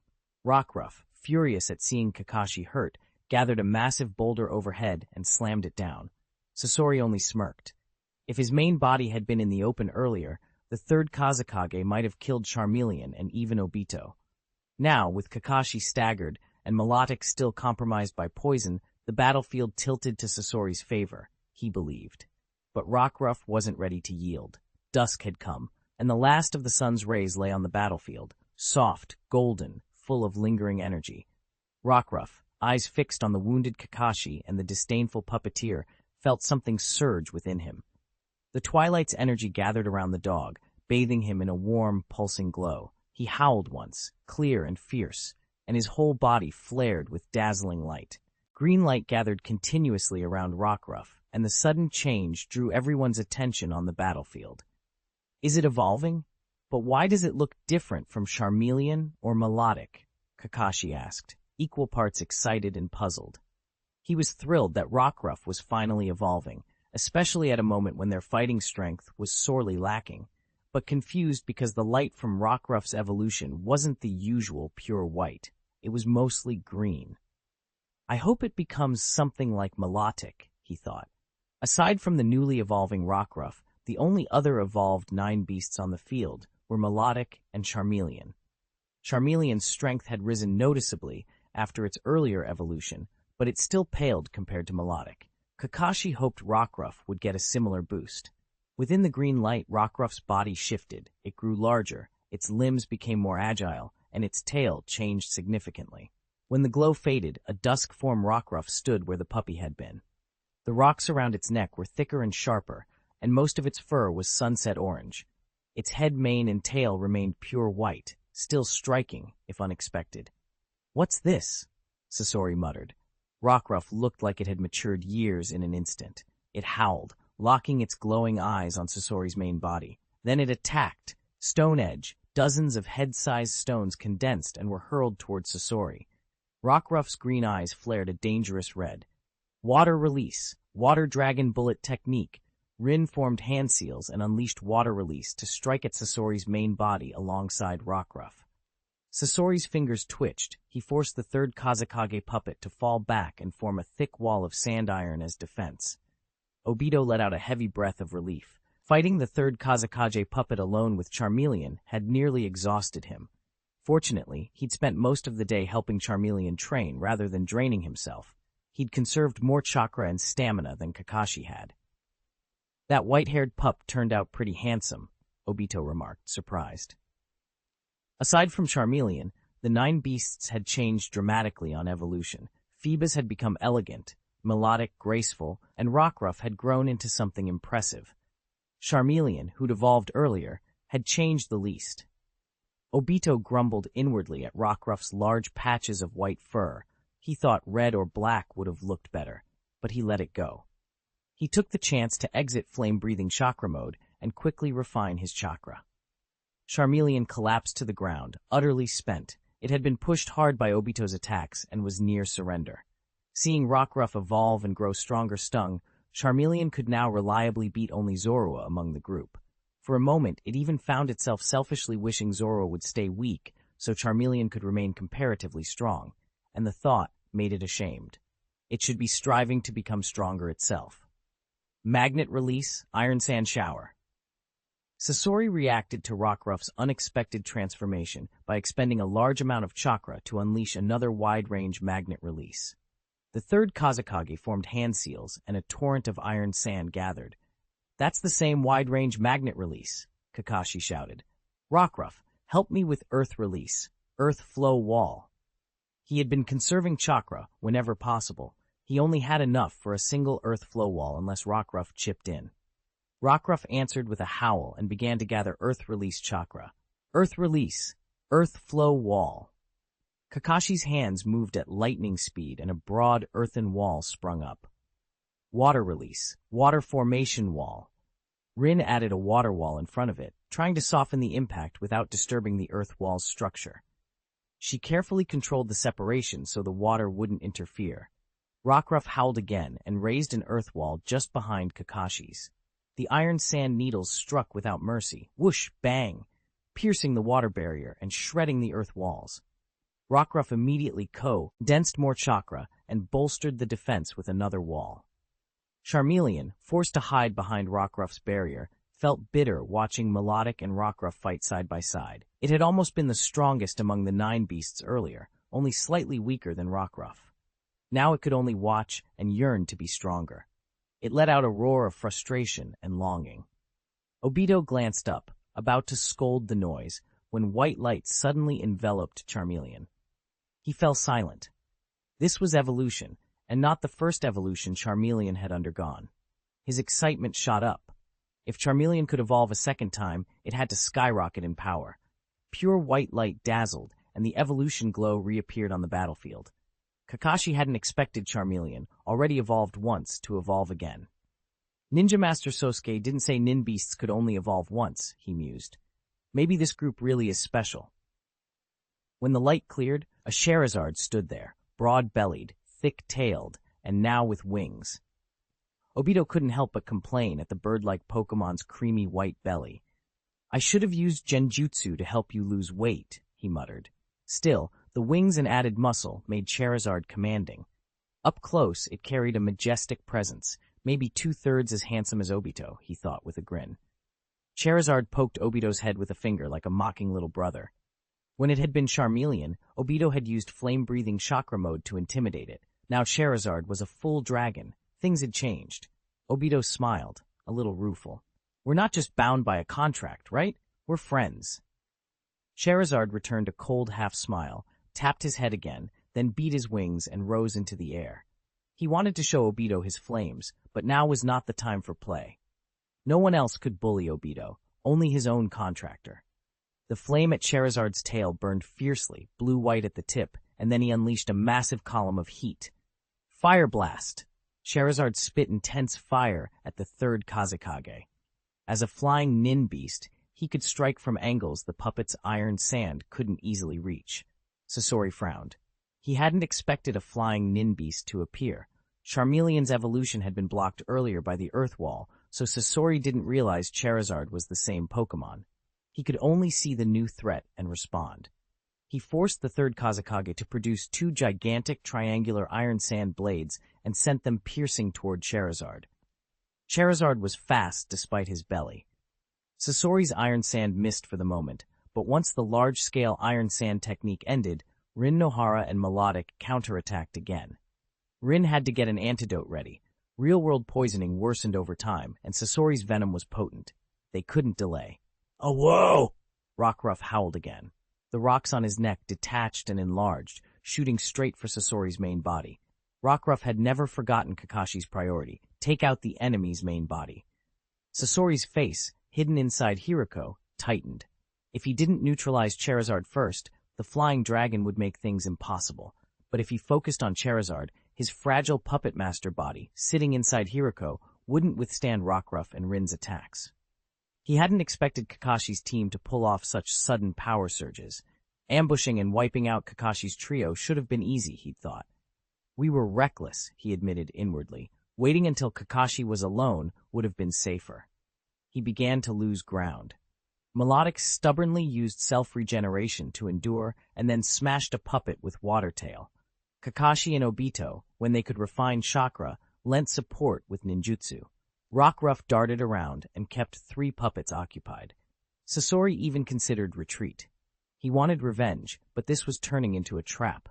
To make matters worse, one of his prearranged setups nearby had been triggered. Someone was coming. He released all his puppets in a frantic, reckless assault, forcing Rin and the team back, then abandoned them, pouring very chakra thread into the third Kazekage. He made one last wide-ranged iron sand attack, pulling the third Kazekage's chakra core from the puppet and tossing out dozens of explosive tags. Then he fled amid detonations. The chakra core was the heart of a human puppet. With it, Sasori could recreate a powerful third Kazekage puppet elsewhere. The other puppets he left behind were expendable. When the iron sand finally settled, Rockruff jumped onto a wall and sniffed the air, wanting to pursue. "Don't chase a cornered enemy," Kakashi stopped him. They might have been able to kill Sasori, but other surprises could be waiting. Kakashi and Obito were near exhaustion, Melodic was poisoned, and Rin had spent a great deal of chakra. Only Rockruff and maybe Charizard were in decent shape. Kakashi preferred they return and risk no more lives. Rockruff obediently turned and came back.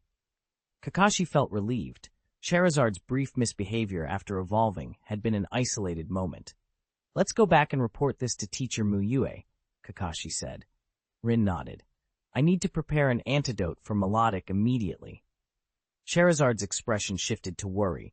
He rushed to Melodic's side and even offered Rin a ride back by flying, faster than going on foot. Obito stared, a little speechless at Charizard's eagerness to be useful. If it hadn't been Rin riding, he'd have felt compelled to step forward himself. They hurried back to Six Paths City. With Mu Yue's assistance, Melodic's poisoning was resolved. Its strong vitality plus the antidote did the trick. Sasori ran at top speed, casting quick glances upward for signs of pursuit. When he saw none, he let out a long breath. "I must perfect human puppetry," he told himself. If he could turn himself into a puppet, even Uchiha Shisui couldn't escape death, he reasoned. He didn't particularly crave village power. His obsession was his art and its permanence. Planning to leave Six Paths City and rebuild strength, he hoped to find another chance at revenge later. Then a sudden, powerful suction gripped him and yanked him to a halt. "Nagato! Why is he here?" Sasori shouted, bewildered. He tried reasoning. "Nagato, I am Sasori. We have no grievances." But Nagato didn't listen. As Sasori was pulled near, Nagato unleashed Shinra Tensei down at him. The repulsive force slammed Sasori into the ground, creating a large crater.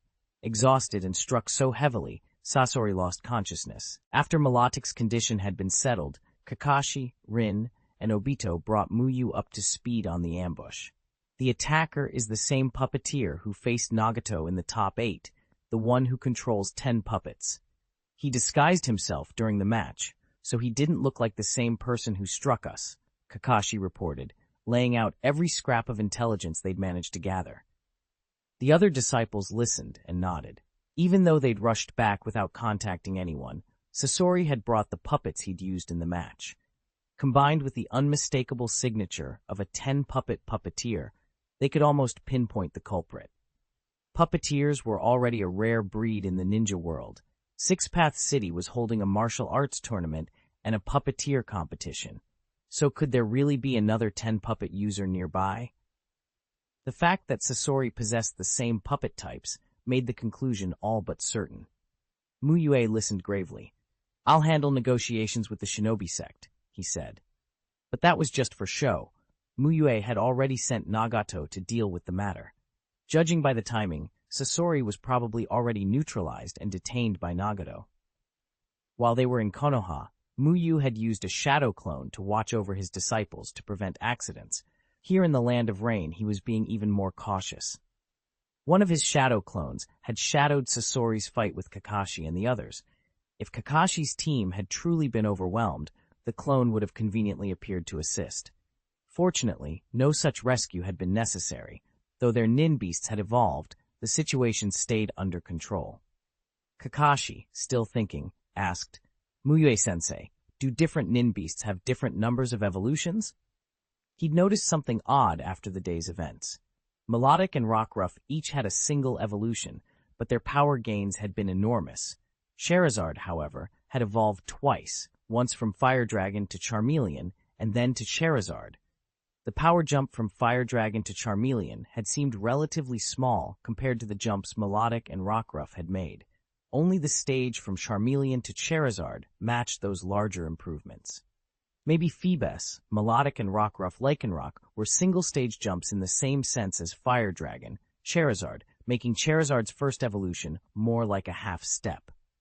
If so, Scheherazad's two-stage evolution could amount to roughly the same overall improvement as Melodic's or Rockruff's single-stage leap. It made sense. Mu Yue wouldn't have intentionally handed Obito a weaker nin beast. Mu Yue nodded. Different species develop differently. Your 9 beasts aren't the same, and there are indeed differences in how many evolutions they can undergo. Except for Obito's Scheherazade, the other disciples' nin beasts only have 1 evolution. You can rest assured and keep training them. Their potential is great, and they still have a lot of room to grow.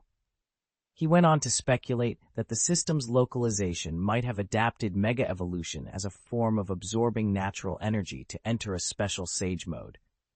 For species without Mega Evolution, other mechanics, Z-moves or Dynamax, might have been localized as well, possibly linked to natural energy. Even ignoring those possibilities, the group had only just begun training. Their techniques were raw, they had yet to learn Konoha's local ninja arts, and their physiques hadn't been thoroughly developed. In short, their future looked promising. With proper development, Mu Yue believed Scheherazade and the others could become significant forces among the Kaj.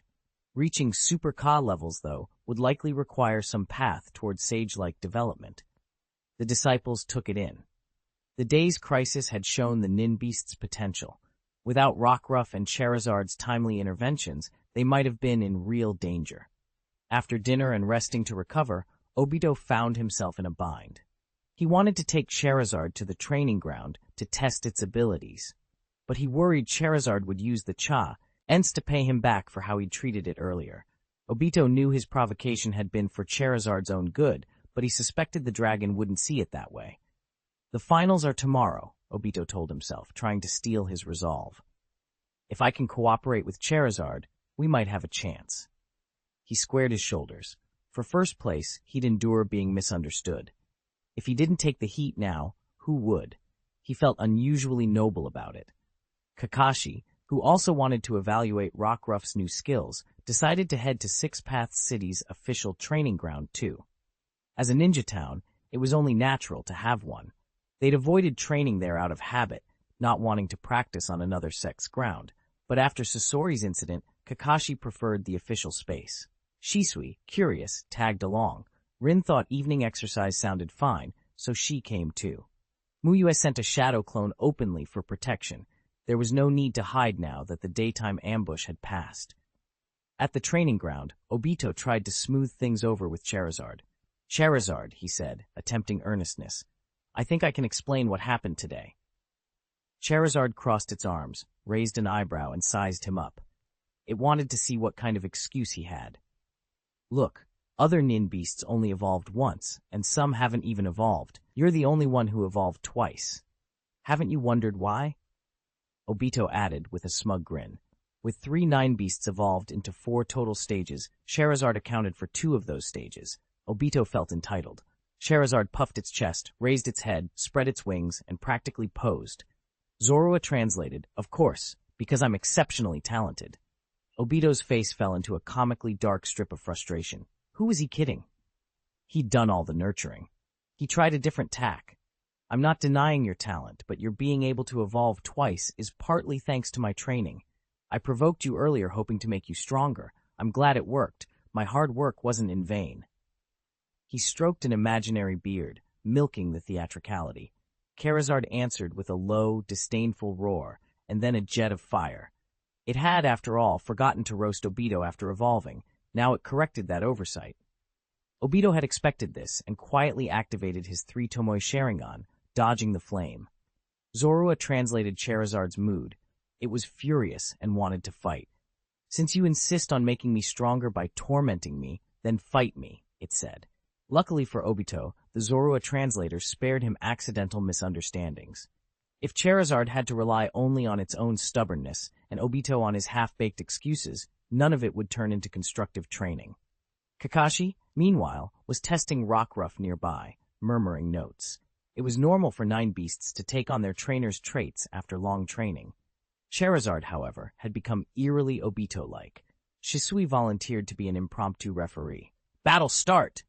Scheherazade flapped up, hovering about 6 or 7 meters in the air. Obito opened with a classic, fire release, great fireball technique. He spat a slow-moving fireball and then reached into his nin beast pouch for kunai, watching Scheherazade closely with his Sharingan. Scheherazade, seeing through the test, scoffed and banked sideways.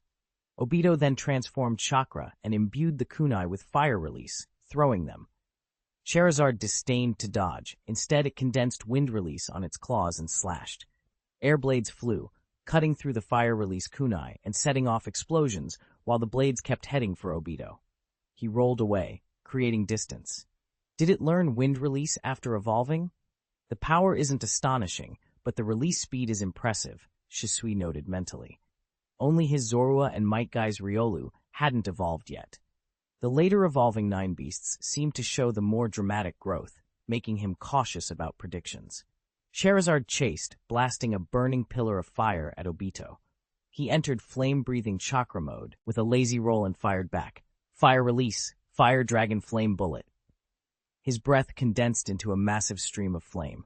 The two conflagrations met with a blast. The heat waves and sparks warped the air. Between the two flames, Obito's flame-breathing chakra mode gave his attack the edge, and his compressed fire dragon flame bullet neutralized Scheherazade's pillar with a booming explosion. Obito smirked. See, my fire release doesn't show mercy. Scheherazade roared and dove, claws bared.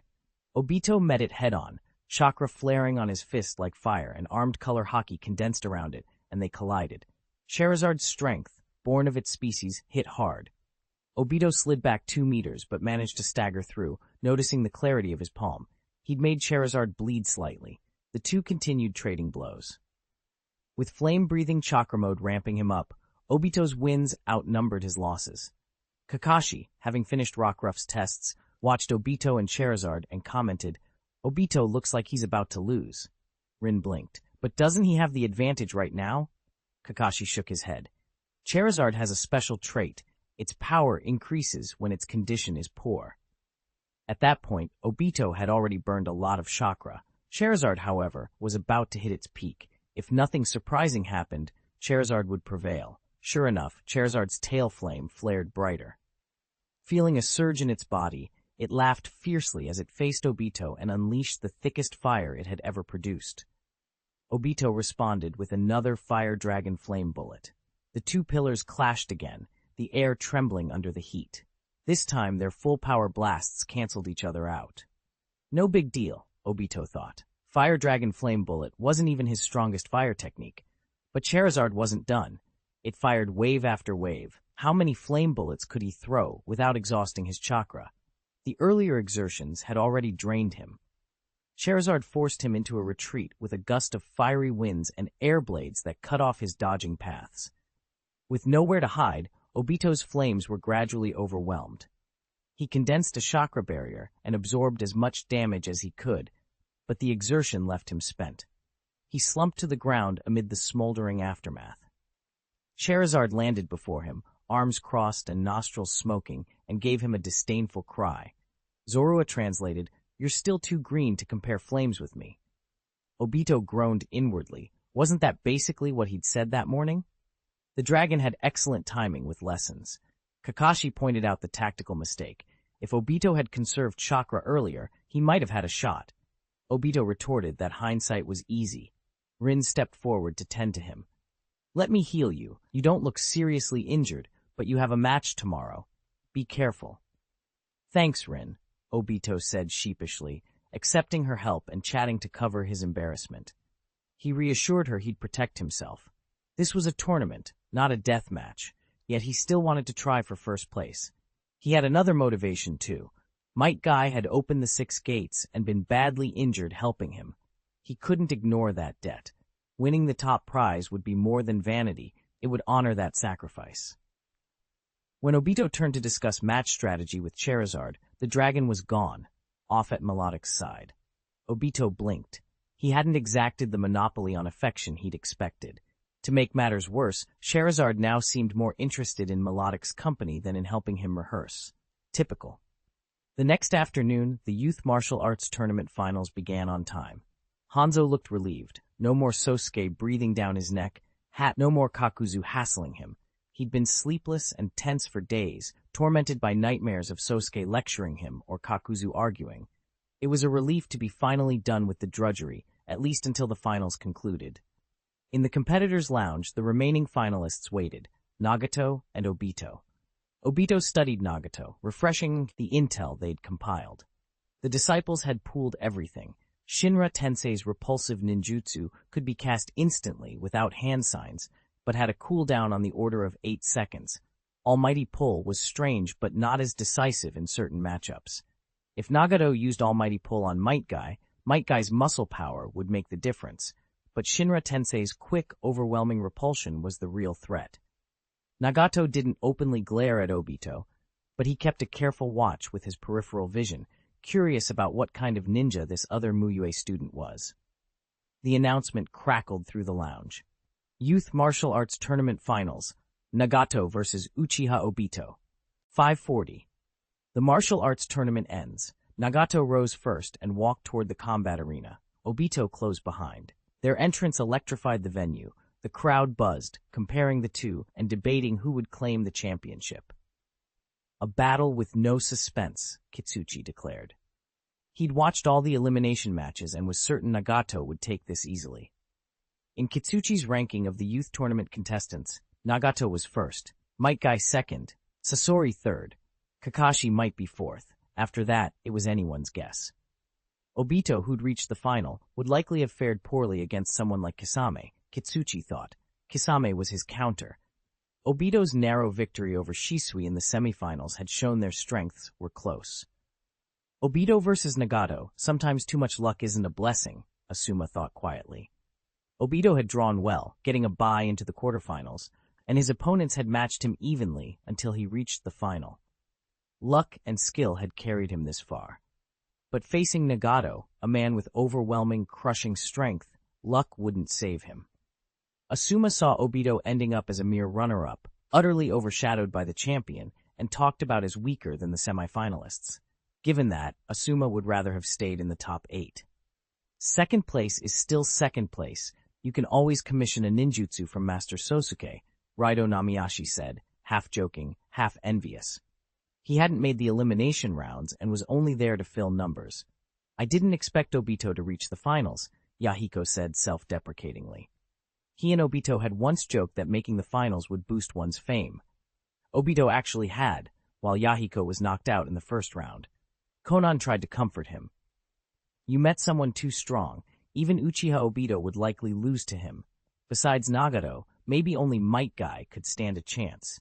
Yahiko smiled and turned to watch the arena. Nagato and Obito had taken their positions. The match was about to begin. Charizard, Obito whispered, recalling the sacrifices he'd made yesterday. You have to be strong today. Obito knew the limits of his fire release. Facing Nagato with only fire techniques would be a pipe dream. He had to rely on Charizard and on catching Nagato off guard, since Nagato wouldn't know the dragon's intelligence.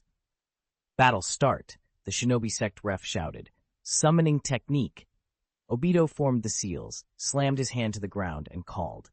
White smoke billowed, and Charizard emerged. Water release, great waterfall technique, Nagato answered without hesitation. He'd watched several of Obito's matches and expected fire release, so he countered with water. A massive sphere of water formed and surged toward Obito and the summoned Charizard. Charizard stifled its instinct to breathe flame, beat its wings, and took to the air. Obito activated his Sharingan and vanished with body flicker technique. He's summoned a beast we've never seen before, Hanzo remarked with surprise. Obito's path to the final had been narrow. Hanzo hadn't expected he still had an unshown summon. Had Obito been hiding his strength? Almighty Pull! Nagato extended his right hand and released a gravitational force. In his estimation, Charizard wasn't even as strong as Obito, so he paid it little mind. This is unfair, Obito thought as the gravity yanked him forward. Nagato's Shinra Tensei and Almighty Pull made even Obito's best fire release seem trivial. He'd expected being pulled. He'd prepared for it by concentrating his breathing, ready to enter flame-breathing chakra mode. Fire release, Great Dragon Fire technique. In flame-breathing chakra mode, Obito expelled 2 searing fire dragons. Nagato's Rinnegan vibrated, and Shinra Tensei sent the dragons and Obito flying backward.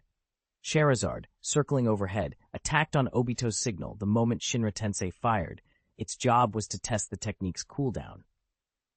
Wind Release Airblade. Scheherazade slashed airblades at Nagato, trying to press the advantage. Yang Release Breathing. Full concentration. Nagato adjusted his breathing and bolstered his speed, dodging the blades and increasing the distance between himself and Scheherazade. Fire Blast. Scheherazade unleashed a thick pillar of flame. Nagato created distance, formed seals, and expelled a torrent of water from his mouth, extinguishing the fire. The water's force broke Scheherazade's flight posture. It looked as if it might fall. Obito circled to Nagato's side, concentrated chakra into his palm, and flung a flaming spear. Shinra Tensei! A powerful, repulsive force deflected the spear. 8 seconds, Obito breathed, forcing calm. Nagato's pressure wasn't just brute strength like Guy's. He had flashy, varied nature transformations, keen perception, and instantaneous, powerful ninjutsu. Nagato had everything Obito had, and things he didn't. It was infuriating. Fire Dragon Flame Bullet. Obito unleashed a wide torrent of flames. It was his second most chakra-consuming jutsu, but he had no choice. To force Nagato into revealing the true cooldown of Shinra Tensei, he needed an attack that would be hard to dodge. Fire Dragon Flame Bullet had range and could split into multiple streams to seal off Nagato's positions. Scheherazade exhaled a heat wave, trying to limit Nagato's mobility, but Nagato calmly extended his hands. Path, an invisible shield formed, absorbing the incoming ninjutsu. Obito watched his flames vanish as if they had never existed. No way. What kind of ninjutsu nullification is this? Finals and he's still hiding abilities? Obito raged inwardly. He had hoped testing Shinra Tensei's cooldown would settle everything, but Nado had shown a different, even more devastating power. Obito felt cheated. Kakashi frowned. With a jutsu that nullified ninjutsu, Obito's chance of winning had fallen towards 0. Recalling Nagato's opponents, Sasori and Metkai, Kakashi realized why Nagato hadn't used this ability earlier. A puppeteer and a pure taijutsu fighter had little use for ninjutsu nullification. No, Rin and Master Mu Yue are watching, and Guy expects good news from me. Obito gritted his teeth and concentrated chakra in his fists, choosing taijutsu. Fire Release. Flame Fist. A fist sheathed in compressed flame shot forward. The path absorbed the fire, but Obito's fist passed through the transparent shield and slammed into Nagato. Nagato blocked and was thrown back several meters. Obito's years of breathing technique training and his current flame-breathing chakra mode gave his physical strength an edge over Nagato, who had not undergone the same systematic body training. Chance! Obito shouted, and followed with a whirlwind kick. Shinra Tensei! Nagato exploded a repulsive force, sending Obito crashing into the arena wall. Obito didn't worry about the hit. His eyes were on Scheherazade, which had been ordered to strike when Nagato used Shinra Tensei. Scheherazade infused its claws with power and surged. Nagato detected Scheherazade's trajectory and burst chakra to retreat, but Scheherazade's acceleration closed the distance. Obito silently counted the seconds since Nagato's last Shinra Tensei. When he reached 5, Scheherazade's claws were a decimeter from Nagato. Shinra Tensei. The repulsive force stopped Scheherazade's claws a decimeter away. Scheherazade felt a crushing push and slammed into the ground, leaving a crater. Is the true cooldown 5 seconds? Obito thought as he climbed to his feet. With Metgai's earlier deception in mind, he couldn't be certain, but he decided to act as if it were 5. Shadow Clone Technique. Nagato created 2 clones. Fire Release Head Hardship. One clone cried, while the other used Wind Release Pressure Damage. The wind fanned the flames, and a large sea of fire formed. Scheherazade forced itself up, and Obito moved in the flames. He decided not to stay airborne on Scheherazade. Nagato had long-range ninjutsu, and they would be easy targets in the sky, so Obito kept creating flames around himself and rushed Nagato on the ground. Lightning Release False Darkness. Nagato's main body spat a high-pressure lightning spear at Obito. Scheherazade swung a wind blade to help block. The wind blade bought Obito just enough time to dodge and continue forward. Almighty Pull. Nagato extended his hand and the gravitational force yanked Obito forward, while shadow clones formed seals to prepare additional attacks. Obito unleashed everything, Great Flame Ring, Flame Emperor modified, and covered himself in raging flames. To increase his hit rate, he had taken the extreme step of near self-detonation. The explosion would be devastating at close range. With flame breathing and chakra skin, he expected to survive, though injured. It was unorthodox, and it might surprise Nagato. Nagato sensed the danger, canceled the almighty pull, and activated the Pretapath shield. Obito detonated, turning into a fiery ball and blasting a crater where he stood. The blast tore through Nagato's two shadow clones, but Nagato's main body, protected by the absorption shield, emerged unscathed, only sweating from the heat. Obito's clothes were tatters, his body was smeared with black ash. Wind blades struck Nagato, and he met them with Shinra Tensei. The repulsive wave knocked back incoming attacks and pushed Obito away. Obito counted 1, 2, and surged forward with raw speed. Lightning release, false darkness. Nagato fired a large lightning spear. Charizard dove and swung its dark claws to intercept, taking charred wounds but buying Obito time. Obito passed Charizard and threw a fiery punch. He counted silently, 1, 2, 3, 4, 5, then Shinra Tensei hit. Obito was repelled as expected. Charizard roared, tail flame blazing, and launched back into the sky, raising an uninjured claw to strike. Wind release, pressure damage. A storm halted Charizard's advance, and Charizard missed the window to exploit Shinra Tensei's cooldown. Obito staggered to his feet and pressed the attack. Charizard spat flame around Nagato to create a vortex, but Nagato simply formed his absorption shield, stepped forward, and inhaled the flames. Fire release, blazing impact. Obito poured the last of his strength and chakra into igniting his body in a final attempt to create an opening for Charizard. He was injured and running low on chakra. Charizard, though hurt, was stronger. Nagato crouched, gathering chakra. He did not relish seeing Obito suffer further and prepared to end the fight decisively. He leapt higher than Charizard's flight altitude and activated Shinra Tensei, the same earth-shattering repulsive force he'd used against Metkai. Bang! Bang! Obito was crushed by the repulsion and slammed into the ground. Charizard fell violently as well. The arena shook and collapsed. Walls crumbled into ruins. Mu Yue's protective barrier kept the audience safe, but the battle stage was devastated again. When Nagato landed, Obito tried to rise but could barely move an arm. Charizard's eyes had gone glassy. It seemed fainted. Obito felt the sting of failure. He had briefly found a crack in Nagato when Nagato absorbed Obito's fire, but he had not exploited it. Second place was still second place. Perhaps he could commission a new ninjutsu to surpass what he'd lost. Nagato wins, the referee announced, as Obito lost his ability to continue. The crowd erupted. Nato stood in the ruined arena, breathing evenly. Obito lay battered, exhausted, and resigned to the result.